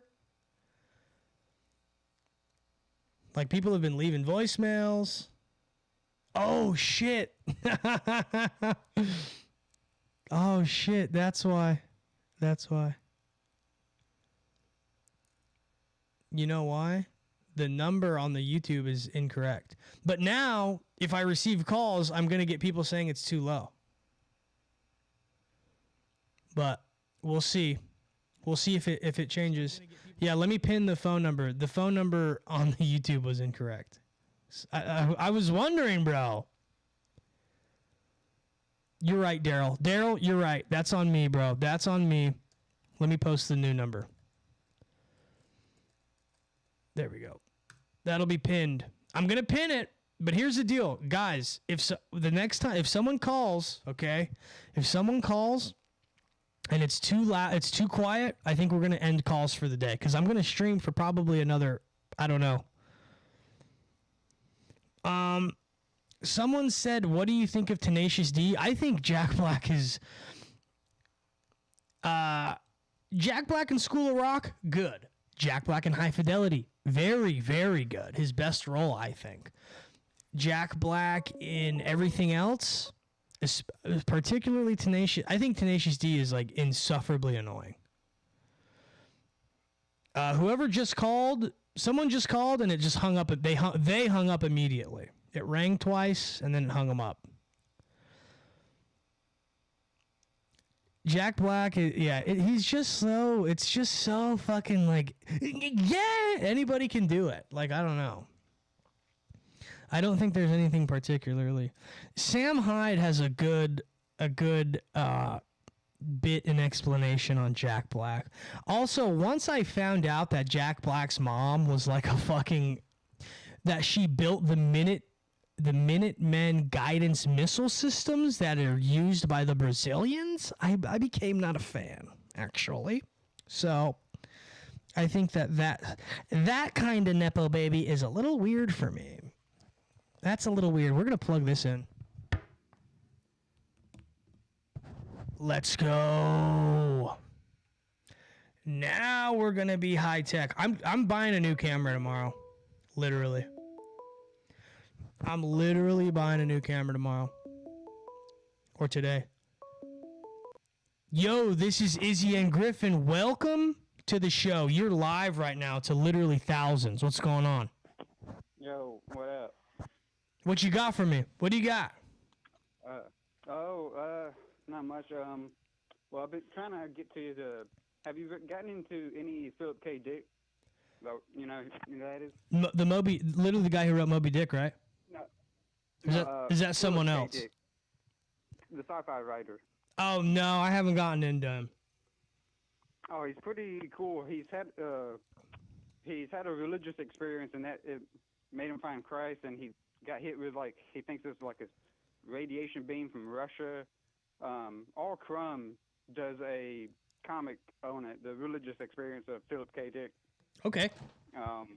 Yeah, so it's really interesting. That's kind of how I kind of fell back into all this stuff, or like everything aligned. Interesting. Yeah. So what happened? What happened to him? He got hit by a laser beam, and then he found God. Kind of. His kid was sick. He had the doctors just didn't know, and he got his wisdom teeth removed, and he's waiting for sodium pentothal, which is a cousin to the truth serum. Okay. And the lady arrives with his medicine, and she has the Jesus fish on a necklace, and he's like, "What's that?" And it's an ancient symbol to hide Christian symbol, whatever. Yeah. And so he lays back down, and then he sees this pink beam, like all his vision's just pink, and a voice tells him, "Your son has a hernia in his leg. Go to the doctor now and tell." That's what, and they do, and he does, and he saves his son's life. And then all of a sudden, he keeps hearing this voice, Elijah, and it's like from the past in Christian times when they were being persecuted. And all of a sudden, he knows Greek, and it's just all these crazy things. And wow, he might be a little he might be a little schizophrenic. Yes.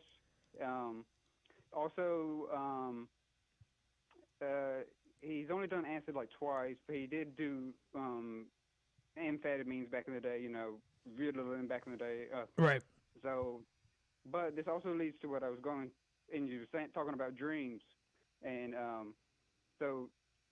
have you seen Philip K. Dick has this big conference in France where he comes up with we're living in a simulation. Now it's true, but what I think is he did finish it. We live in a simulation of your imagination. We live in a dream, and it's very you have to use dream logic in this world, and I don't know. That's what I think. And you know how they say authors' writings come true, and Alan Moore, that happened to him. Hypersignaling. Okay, Dick too. Yeah, hypersignaling. It happened to him too. And one thing is, so Philip K. Dick was a twin. His sister died when they were young, and you know how they say twins are sometimes they're psychically connected. So me, I think he's he's connected to the other world because he nonstop thought about his sister. He made a personality. Okay. He always it should have been me. He had a whole bunch of psychic and right. out there, man. Okay, you know what's interesting, dude? I'm gonna be honest. It takes a lot for when people call in a lot. There's very few things I don't at least have some sort of idea about, right? For this one, that I'm interested, dude. Particularly when you're he had a twin. I'm like, why is he including this? But then you say the twin. Did the call just drop? Oh, his call ended. What? Oh, I just heard. Oh, I just heard her. Oh, someone else. I'm sorry. Something's beeping. So, someone else is calling in. Sorry. I thought that your call dropped. No, but when you said the twin, I was like, why is he including this? But yeah, maybe he is psychically connected to his twin on the other side, and she is giving him that information, dude.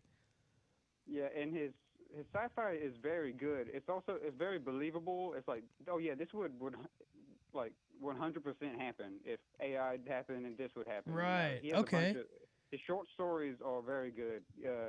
His novels are he did Blade Runner, or Yeah, he did electric Blade. sheep, whatever. Right. Okay. Yeah, Yeah, I'm gonna he have did to that. look into this. Oh yeah, dude. He has a bunch of them. Like I don't know. His story is very out there. Like, you know, he's just like Carl Jung when like one day he's like he says he's seen a vision of Japan and Germany winning in World War II. Right. And so he writes a book about it. And he's like, I didn't. He talks about perpendicular realities, where two realities are the same up to one point, and then one goes, you know, perpendicular. Mhm. So they were the same, and then boom, reality split, and we're just in the one that U.S. won, and they're in the one that where the U.S. gets split, but half Japan and half World War II. And, you know, just making up all this. It's just so cool to be a writer too. Yeah.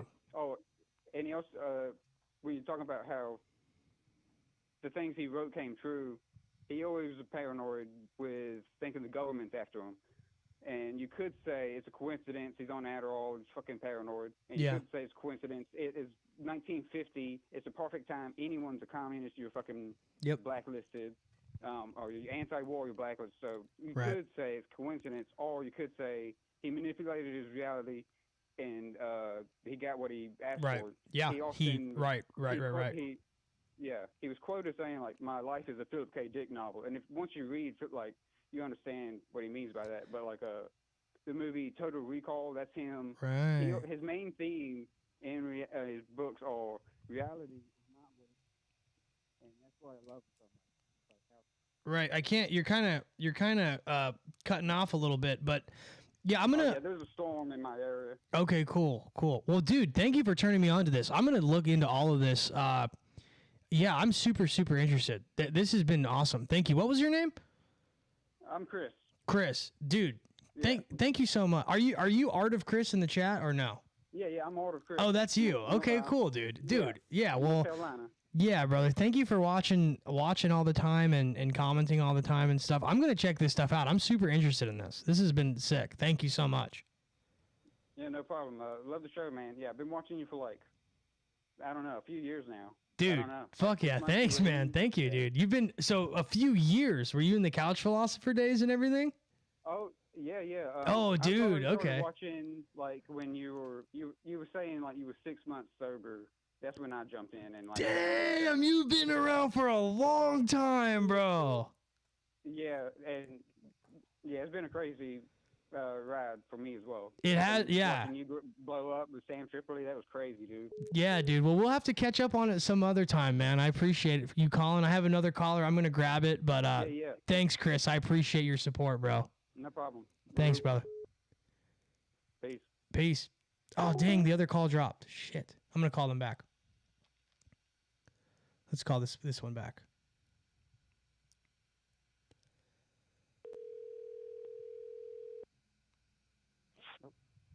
This is Izzy and Griffin. I'm giving you a call back. I went to answer it. The second I went to click answer, went away. But I'm here. All right, cool. I'm back. Oh, wait. Is this you again? Wait. Oh, shit. I'm sorry. I'm back. Shit. Sorry. Fuck. Let me try to call. Hang on. Sorry. Thank you, Chris. Damn. Okay. Nah. Fuck. Sorry. Damn it. Wait. Where's the other person? There they are. I was trying to call you back. I was just trying to call you back, but you called again. You got through. Hello? Yo. I can hear myself in the background of your call. Yeah, I just turned that off. My bad. No, you're good. What's going on? What do you got? You got any fire? You got any heat? What you got? Probably just what I already said in the chat. David Lynch, he went on to InfoWars and they talked about 9/11. That's what that was about. Oh, okay. So David Lynch was a 9/11 kind of a guy. I guess. And then he was also going to make a music video for Blood on the Leaves. Really? He was going to do Blood on the Leaves? Why didn't he end up doing it? I don't know. I guess that just never ended up happening, but he was apparently a really big fan of that song. Yeah, that song is fire. Yeezus, you know what's so funny, bro? You know what's so funny? Everybody and I've done an Instagram video about it. I got to do like a YouTube video about it. Everybody fucking hated Yeezus when it came out. And I'm so sick of the revisionist losers who go like, Yeezus is my favorite album.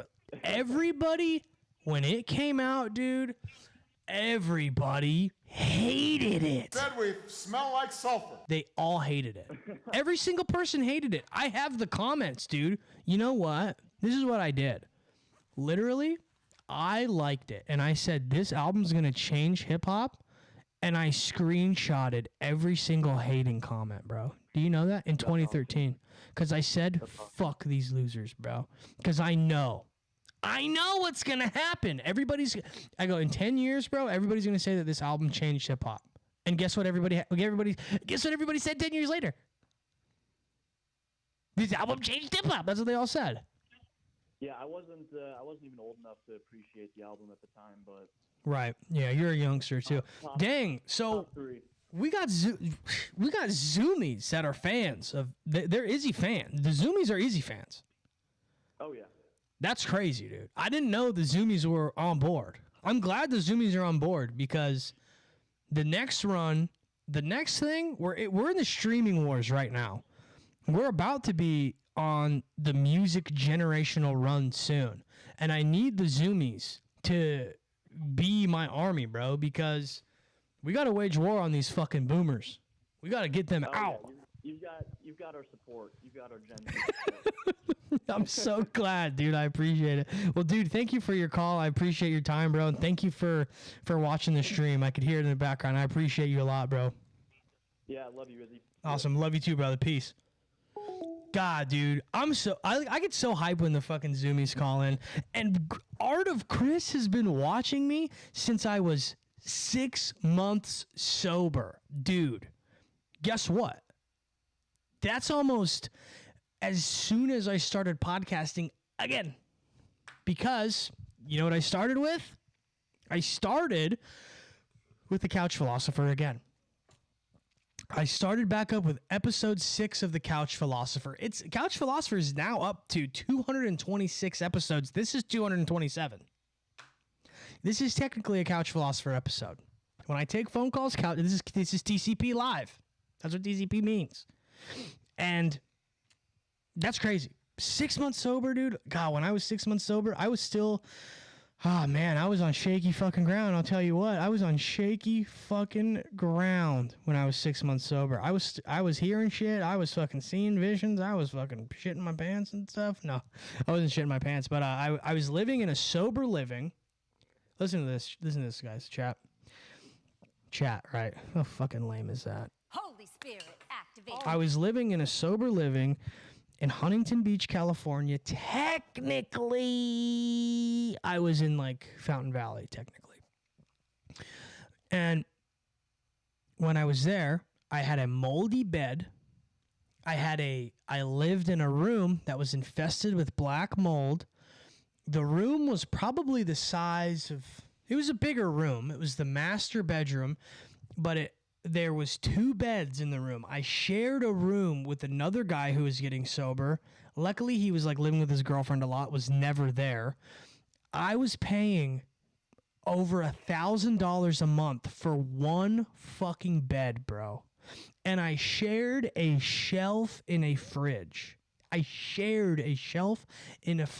didn't even have any cabinet space. And then... it was a sober living. I didn't know it was an illegal sober living until I had been living there for like 3 or 4 months. And by then, I'm already there. I have a lifestyle, right? And dude, I used to record this podcast in my car. And it was like the only way for me to like express like myself at all. Because up until that point, right, my drug addiction and alcoholism, mainly my alcoholism, had gotten so bad. Like before I had lived there, I was living in my parents' house in a bedroom. I had a bed and I had a desk. I had like sold all of my stuff. I didn't have anything, bro. I had literally like nothing. I had sold everything. I had guitars and instruments and all this stuff. And just over the years of just being beaten down by alcoholism, I'd sold everything. And I had nothing, dude. I had literally fucking nothing. Right? And I'm living in this place and just like trying to like figure out what to do. And I just was like, so I just started podcasting and like talking and trying to be funny, you know, and I would just post them on Twitter. I just posted them on Twitter because I was fucking completely shadow banned on Instagram. And I had an Instagram that had, you know, had like a couple thousand followers. It had like probably like 2,000 or 3,000 followers because I had done like a little clothing brand before. I had and yeah, and that's what it was. It was fucking it's fucking insane. Super crazy. That was a crazy time in my life. Yo, you are live on the air. You got 2 minutes to hit me with something fire. What do you got? How's it going, man? So you were talking about addiction right now. Yeah. Me, as a high schooler, you know, a little Mexican, in my community, other kids, there's been like a growth in weed pens, discos. Have you seen mujas or boutiques, Cali clears? Wait, say it again. Have I seen? Yeah, you said a growth in weed pens, right? Yeah, discos, yeah. Yeah, bro. Yeah, are you in Cali? No. I'm in Texas. Oh, you're in Texas. Okay, and you said that you're like in the Mexican community. Yeah, dude, those kids, bro. Because like, okay, where I'm at in California, where I'm currently at, there's a super heavy. I mean, there's a lot of Mexicans in California, but where I'm at, it's really super concentrated. And I've you know, I like substitute teach, not anymore, but I was, and I'd go to like sometimes just like regular middle schools, not like the special needs ones. Those Mexican kids, dude, they are carded up, bro. They love that shit. Fucking mota, dude. Yeah, but I've been thinking about it lately, and you know, have you seen that in the 80s, the crack epidemic? Yeah. It's like the same thing, because there's like a lot of like addiction right now from my friends, like other Hispanic kids that I know. Right.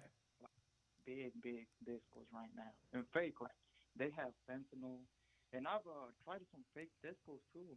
That shit is not good at all. Yeah, dude, it's, you know what, like there is truly like a war going on that people don't understand modern warfare. Like, I know it's like a video game, but we really are experiencing modern warfare right now. It's in the drugs, it's in the weed, it's in the fentanyl, it's in the riots right now. There's a multi-front war that's happening. It's on technology, it's the information, like it's everything, dude. Like think about the modern individual, particularly men, because I'm a man. I want to speak on like what men have to deal with. Like, there's all of the things we're talking about, right? Which is like weed, the fentanyl in the weed. There's alcohol. Then there's fucking porn. Like people don't even think about like what porn does to you psychologically. It fucking ruins you as a man. It destroys you. Destroys your libidinal energy. Destroys your libido. Like, yeah, dude, we're in a fucking. It's crazy right now, bro. It's crazy. Izzy. Yeah, what's up? Have you been gooning lately? Fuck no, dude. I don't fucking goon. I don't goon, bro. I don't goon. Sometimes, hey, I'm gonna be honest. Sometimes I slip a little. I might slip, but I don't fall. You know what I mean?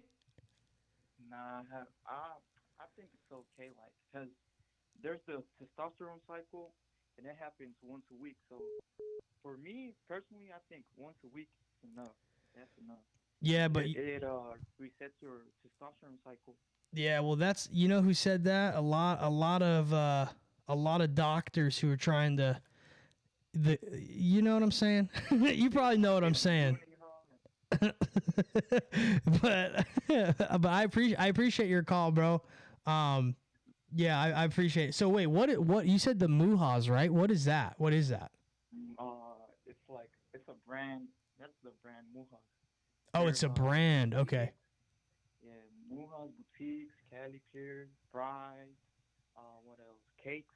I think you know what cakes are. No, I don't.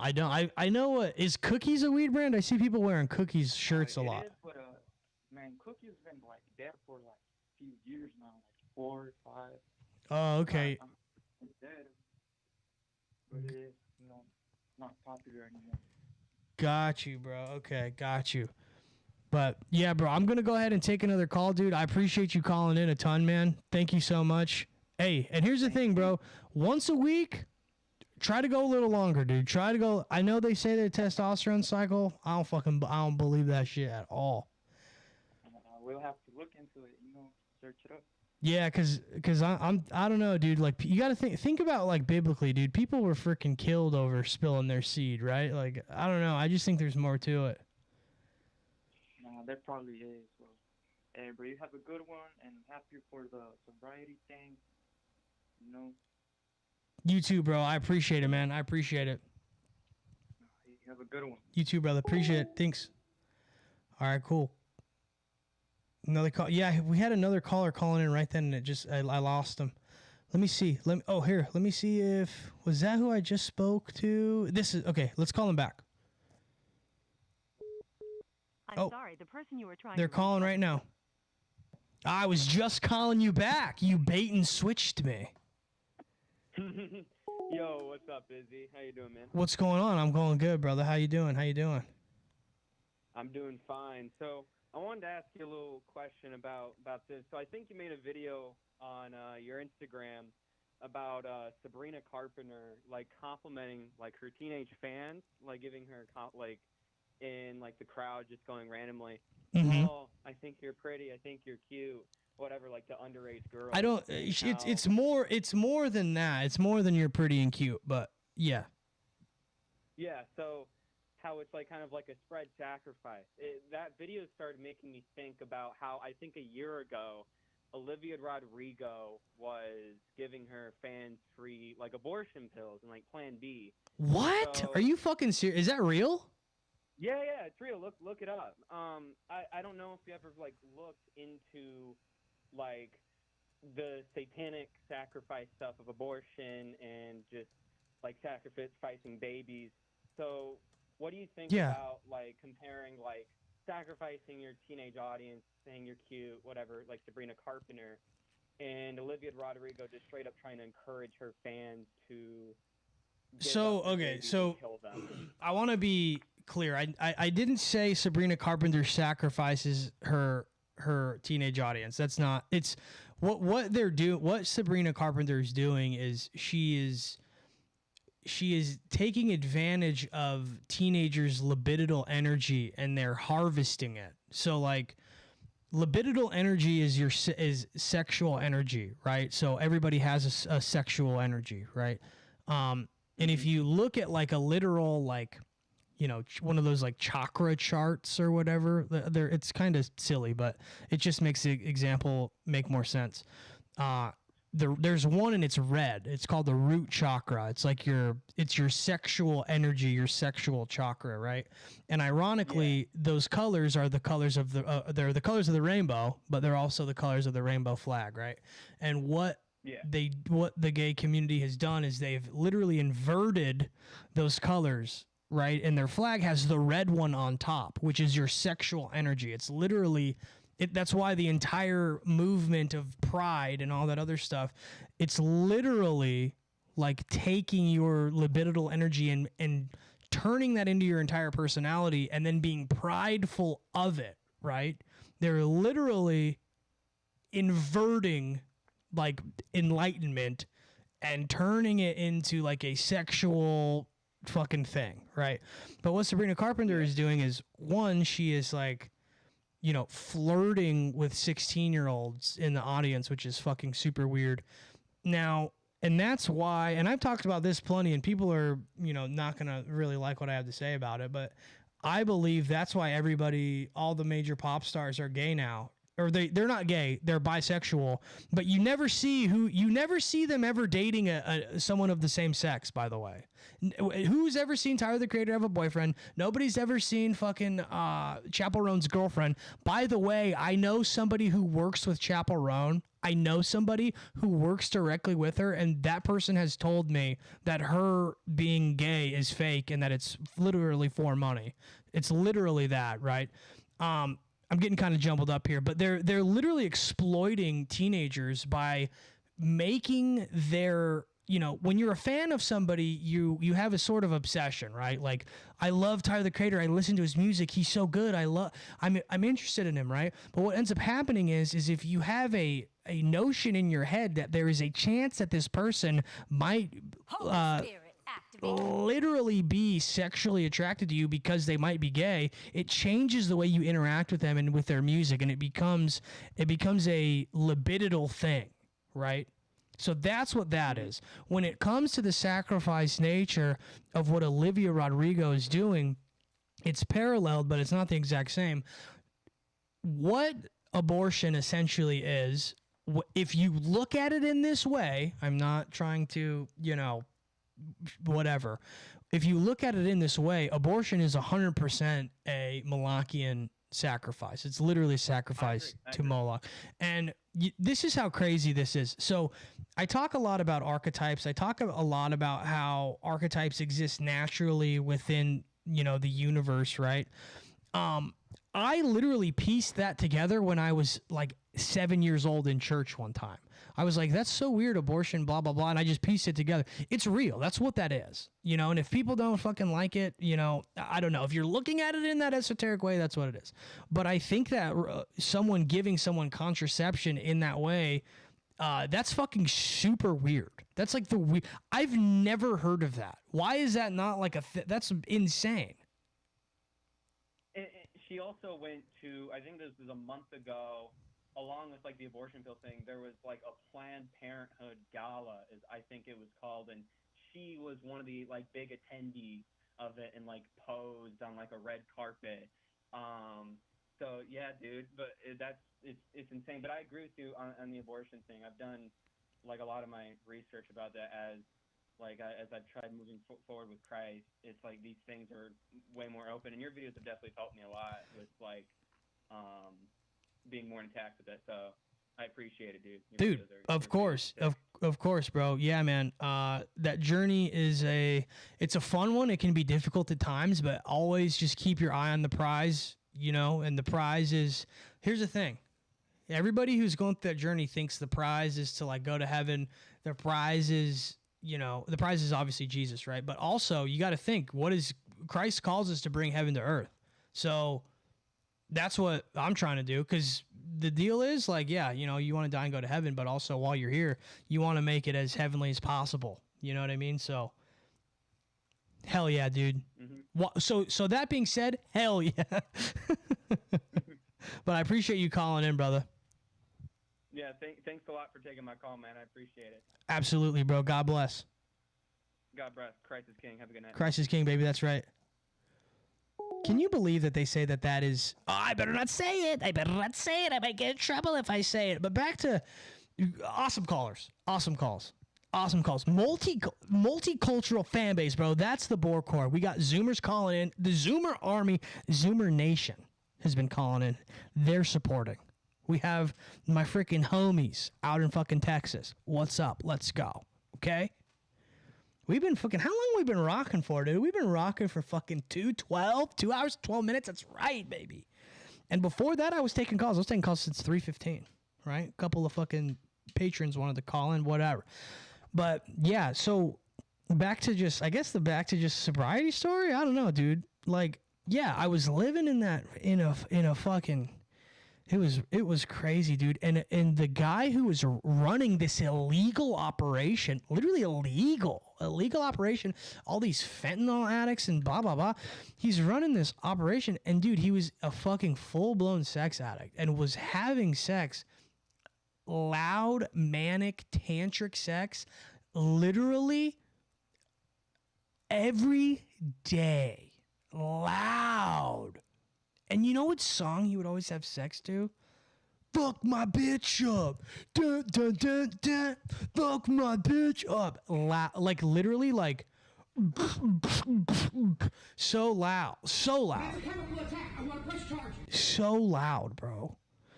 It was fucking crazy. And then I would he was always hooking up and having sex with like married women and like women who were fucking... God, it was so insane. That shit was so fucking insane, bro. I'm so glad I made it out of there. And then after that, and Chris is going to know. Chris knows this fucking whole story. I moved in with this family, and they were super nice, but they were like fucking hippie. They were deadheads, but not like, you know, a normal family who just happens to like the Dead. They literally played in a Grateful Dead cover band, and the Grateful Dead was their whole life. They had Grateful Dead posters and murals and fucking altars to the Grateful Dead and fucking Grateful Dead exploratory fucking pandemonium, and they would literally, dude, I remember one time I had kidney stones. Right, I have chronic kidney stones. That's why I drink a lot of LaCroix. I'm constantly having to flush my body out. That's a secret. That's a secret for the Borg Corps. That's because this is a friendship simulator secret for you. But what these people would do is they would play in this fucking band, and they'd be on acid and fucking blah. And I remember one time I was literally passing kidney stones. I was in so much fucking pain, and I was asleep, and I had taken some stuff for my pain, and I didn't take weed or anything. I had taken something to, I don't know, some herbal thing, and I had taken some painkiller thing, and I'm like sleeping, and I wake up, and I just wake up to the worst rendition of Lucy in the Sky with Diamonds I've ever fucking heard. Lucy in the Sky with Diamonds. And it's this fucking hippie named, her name was Tanya, right? But she would go, my name is Tanya. It's Tanya. And she kind of had a little fucking attitude, too, now that I think about it. Because guess what? I moved out of that place, and I moved out a month early. I kept 2 items in my room for an extra 3 days. She tried to charge me a full fucking month's rent. So you know what? And that's where my hatred for the Grateful Dead came from. Well, it was there before, but after that, I was like, these people are not peace and love and fucking harmony. These people are fucking passion-killing sex criminals. That lady and her son, she had a son who was a drag queen. And I used to have to listen to him and his boyfriends that would come over, dude. And we had a Jack and Jill fucking bathroom.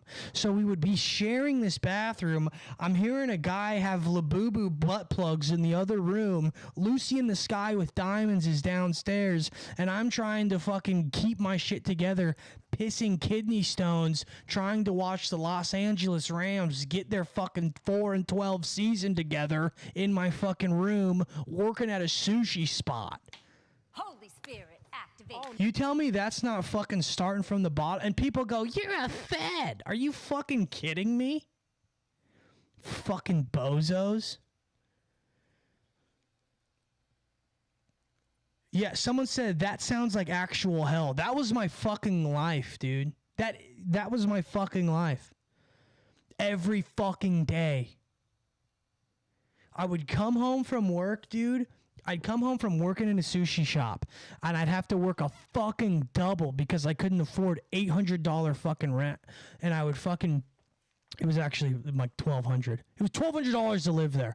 I would fucking come home from the sushi spot. I'd come home. I'd be fucking slinging fucking karage and everything else. Fucking listening to this. I'd hear that for fucking 4 hours, 5, 6 hours, 10 hours. I can hear this 10 hours. And then I would fucking have people like this all day. And then I would come home to Lucy in the Sky with Time. People literally dancing around like this. They're fucking like 60 years old like this. And they go, hi, Izzy, hi. That's what I fucking dealt with, bro. And I'm sober, and I'm like this. Hi. That's me, just fucking clear eyes like this, and their son is fucking getting railed. And he's like this. He's like, I'm going later. Me and Kenny G are going to the fucking bar later. Every fucking day. That was my fucking life. And then I would be like this. I would be starving because I couldn't afford food, and I'd have an apple, and I go, I gotta go to work. Sorry, just driving to go do sushi. That's what I would do.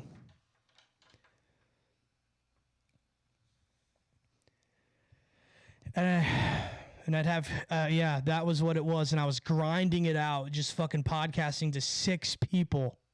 I'd be podcasting to 6 fucking people, dude. I'd do a podcast and get 6 views, and I would go, it's all right, I'm going to make it one day. Then I would do it again the next day. It's all right, I'm going to make it one day. Don't worry, I'm going to make it one day. I'm going to make it one day. That's what it was every fucking day. And don't even get me started about the other things that I had going on in my fucking life. Yeah, that was it. That was what it was. That was the genesis. That's what started the couch philosopher. That was sobriety. That's what it was. And I just fucking worked.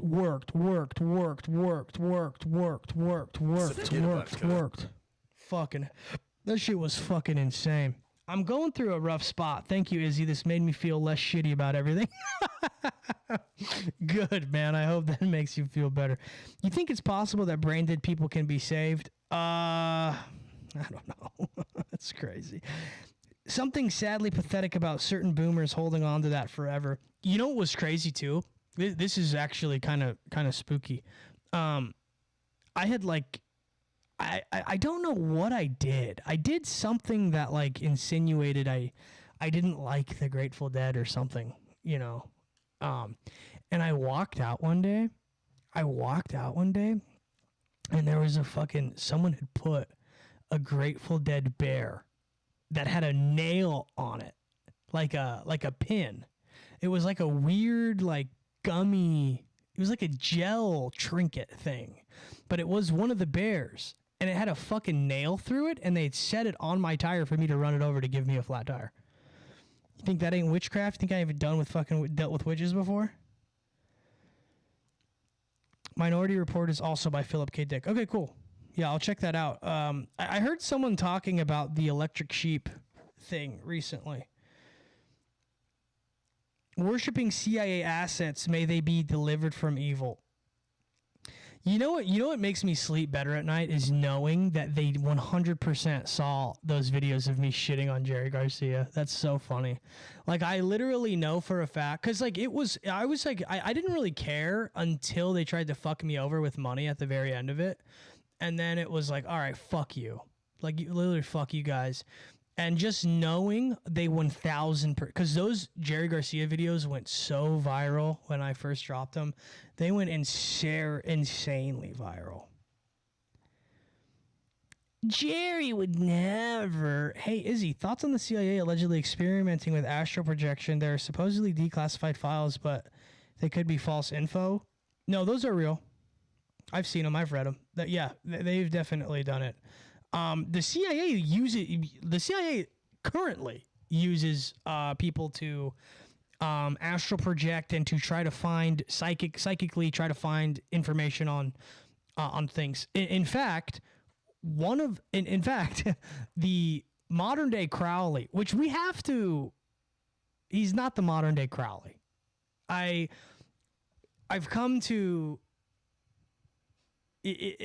I hyped it up in a way. I didn't know I was hyping it up. I didn't know that I was. I truly thought that what I had found was not a bigger deal, because it is still a big deal. And this person is extremely tapped in. They are extremely good at what they do. They're extremely intelligent and they know what they're doing. But I don't want him to seem spooky. That's what it is. Because I think Aleister Crowley has this thing where people are like scared of him. You know, this guy is more. I don't know who it would be, but I don't want people to be scared of him. And it doesn't mean that this person's not doing witchcraft, because they are 100%. They're literally a self-proclaimed wizard. But this person knows people and has spoken about people they know who work with the CIA, who do psychic stuff and astral projection stuff currently, right now. So, yeah. Somebody said, I told my boomer dad that the Grateful Dead were feds, and it was like his brain broke. He just changed the subject immediately. He seemed disappointed in me. Yeah, you know, boomers they have a thing called cognitive dissonance. Nothing will change their mind. The magic box, if it doesn't come from the magic box, the boomers will never believe it, and they don't believe it. Yo, so we have proof they use remote viewing. Yeah, it's all over the place. Alex Bernal said the CIA disclosed their remote viewing program. Yeah, like it's not even that's entry level stuff. And in fact, you know what? Yeah, it is dog, and I gotta feed my dog. And there's don't go anywhere. I gotta go. It'll take me fucking 2 seconds. I gotta feed her. Lily, hi, Mama. Tell everybody hi. Come here. Look. Say hi to the camera. Oh yes. What did you do? Oh, you made a fumble, Bush. That's okay. That's okay, Bougie. It's alright. We just put it back where you. You're hungry, huh? You're hungry, you. Oh, you got a bunch of food in here. You didn't even eat, Mama.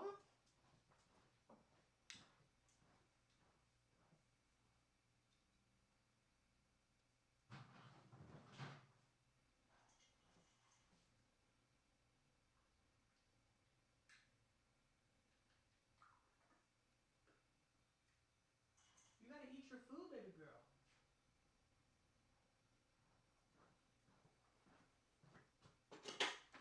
Eat, Mama. Go get your food. Eat.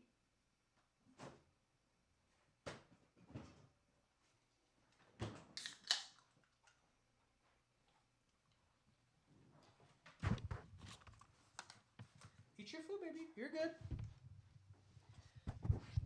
That's my girl. That's my girl right there, y'all. Y'all just met her. Y'all just met the baby. That's what I do it for. I do it to take care of her. See, dude, see, you can get out of anything, bro. Like, there was a time I was like, it was rough. It didn't look like I was going to get out of the situation. Look at this now. Got my whole corner, dude. I got my corner. I got my Luli. Don't bother red pilling the boomers. They're a lost cause, unfortunately.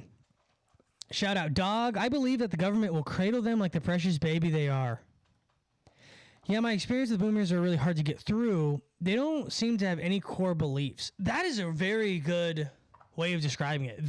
Boomers are amorphous. They just grab onto whatever it is, and these are the people who run the world. They just go like, yeah, you know, it is, yeah, you know, it is, you know, it is, you know. Like, God, man, it's fucking crazy. Like, imagine a hippie supporting Trump. Like, not even that. I'm not even being anti anybody. I'm not being anti anyone. I'm just saying those two things don't like connect. You know what I mean? It's like being a Satanist who goes to church. The hippie movement was, now we know the hippie movement was completely fake. Like 100%. But the people who believe themselves to be hippies, they're supposed to be anti-everything, anti-corporate, anti-capitalist, anti-everything. How like the deadheads are the most capitalistic. It's like, yeah, I listen to the Grateful Dead and I love hippie stuff in my fucking $200,000 convertible. Like, what? Like, it's like so fucking crazy, dude. It just makes no fucking sense. I'll never understand that shit. I'll never fucking understand that shit. They're so fucking selfish. They're so insanely selfish. And I'm gonna be honest, dude. My parents were kind of like that for a while, and they kind of stopped. It's crazy when God humbles your parents. I don't know if any of you've dealt with that.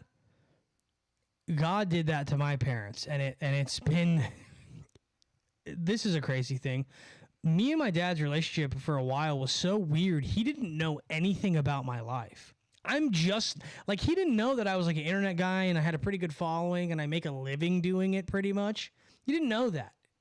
Now he does, but he didn't know that until like a month ago. It's fucking crazy. With the way the CIA psyops counterculture, historically speaking, how will you keep your subculture clear? That's actually a really good question. And how I will do that is by always remain. So that kind of question can be answered by referring to the way the church operates. Holy Spirit, activate. So the way the church operates, someone explained this to me, and I can't remember who it was, but they explained it as like, the church is always, there's always a chance it could become corrupted, right? And what ends up happening is the way God moves in the church is the branches that bear no fruit, right? Meaning the churches that are either a grift, or the churches that are ran by people who don't have the best intentions, or the churches are ran by people who might be a little kooky, right? Those branches bear no fruit, and because they bear no fruit, they fall off, right? So individuals who come into, like, let's say my subculture of my fan base, people who are trying to do that, it will be we say they glow, they're glowies. It'll be super obvious first and foremost. Second of all, in order for the fan base to become corrupted, I would have to become corrupted, right? Which is not going to happen. I have too much integrity, and I'm ran by fucking the Holy Spirit and literally by God. Like it would never happen. I have too much integrity, just like we were talking about Goth Money earlier, and how I know the people that run it and everything, and they have chosen integrity over money, over fame, over everything else, right? They've chosen those things. That's me. I choose God, I choose integrity, I choose honesty, I choose truth. My whole brand, and I've talked about this with the people who run it, is like my whole brand is being honest. I've told the most embarrassing parts of my life to thousands of people. Like, my whole thing is being honest, it's being true, and that is how I will make sure. The other thing with that too is like this is a good example of it.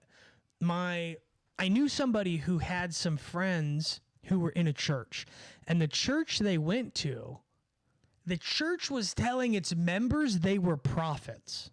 Okay? Literally.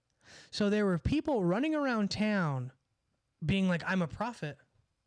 And they fully believed they were prophets, and they would act like they were prophets, and they would do things that they thought prophets would do. Well, it's a fundamental misunderstanding of what a prophet was. Prophets were Old Testament, and I guess John the Baptist is a New Testament guy, but whatever. Prophets were individuals who were given, they were the human embodiment of the voice of God. So they would tell the people what God was telling them, and the way that it was proved that they were prophets was they could perform miracles, they would predict things, and they would happen.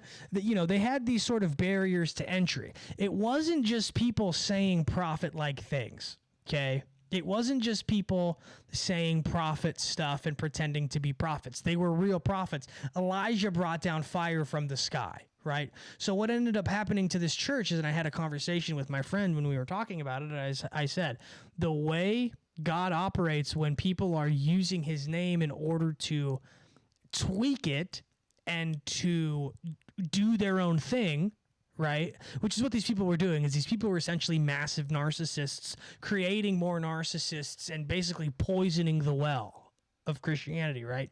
In a very small way. The church ended up failing, and the church failed because the main pastor cheated on his wife with this lady, and this guy moved to China with this lady, and it was like a whole thing, and it just blew up that none of them were ever really prophets, and it was all fake. The example I'm using with this is is that what ends up happening is that God prunes it himself. Right? Because it's like there are people who have worked with me, directly with me, who either don't have the best intentions. I find out later they were trying to screw me over, or they were trying to use me or whatever. Because this has happened, and it has happened fairly recently. And every time, either I figure it out, or something happens, or they're not associated with me anymore. So it takes, trust, and it also takes a little bit of faith that this ship will never need a major correcting, right? So. Holy Spirit, activate. I'm a prophet. I'm sure you are. I'm sure you are, badass fat ass. Badass fat ass, the prophet.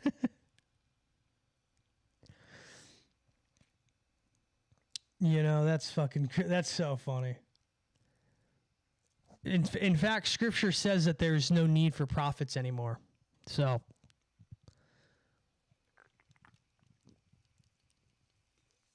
Take of that as you will.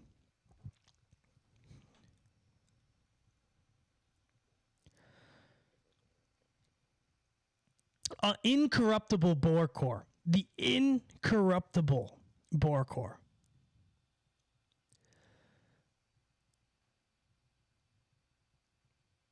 There are definitely glows in the periphery. Yeah, there definitely are. One of them kind of called today. And not like a fed glowy, not like a literal, like, fed, not a fed, but like someone who glowed. You know what I mean?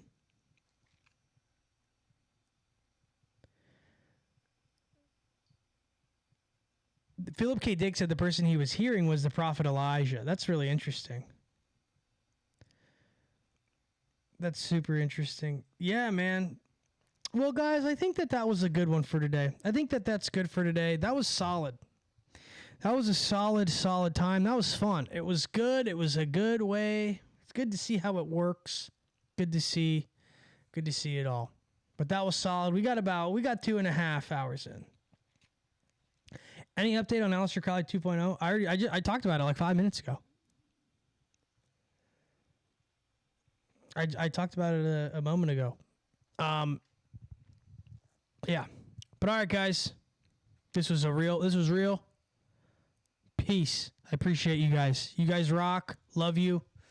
Bunch of cool stuff on the way. Working on a ton of cool shit. It's going to blow your fucking minds. Holy Spirit, activate. Boar core, boar horde. Let's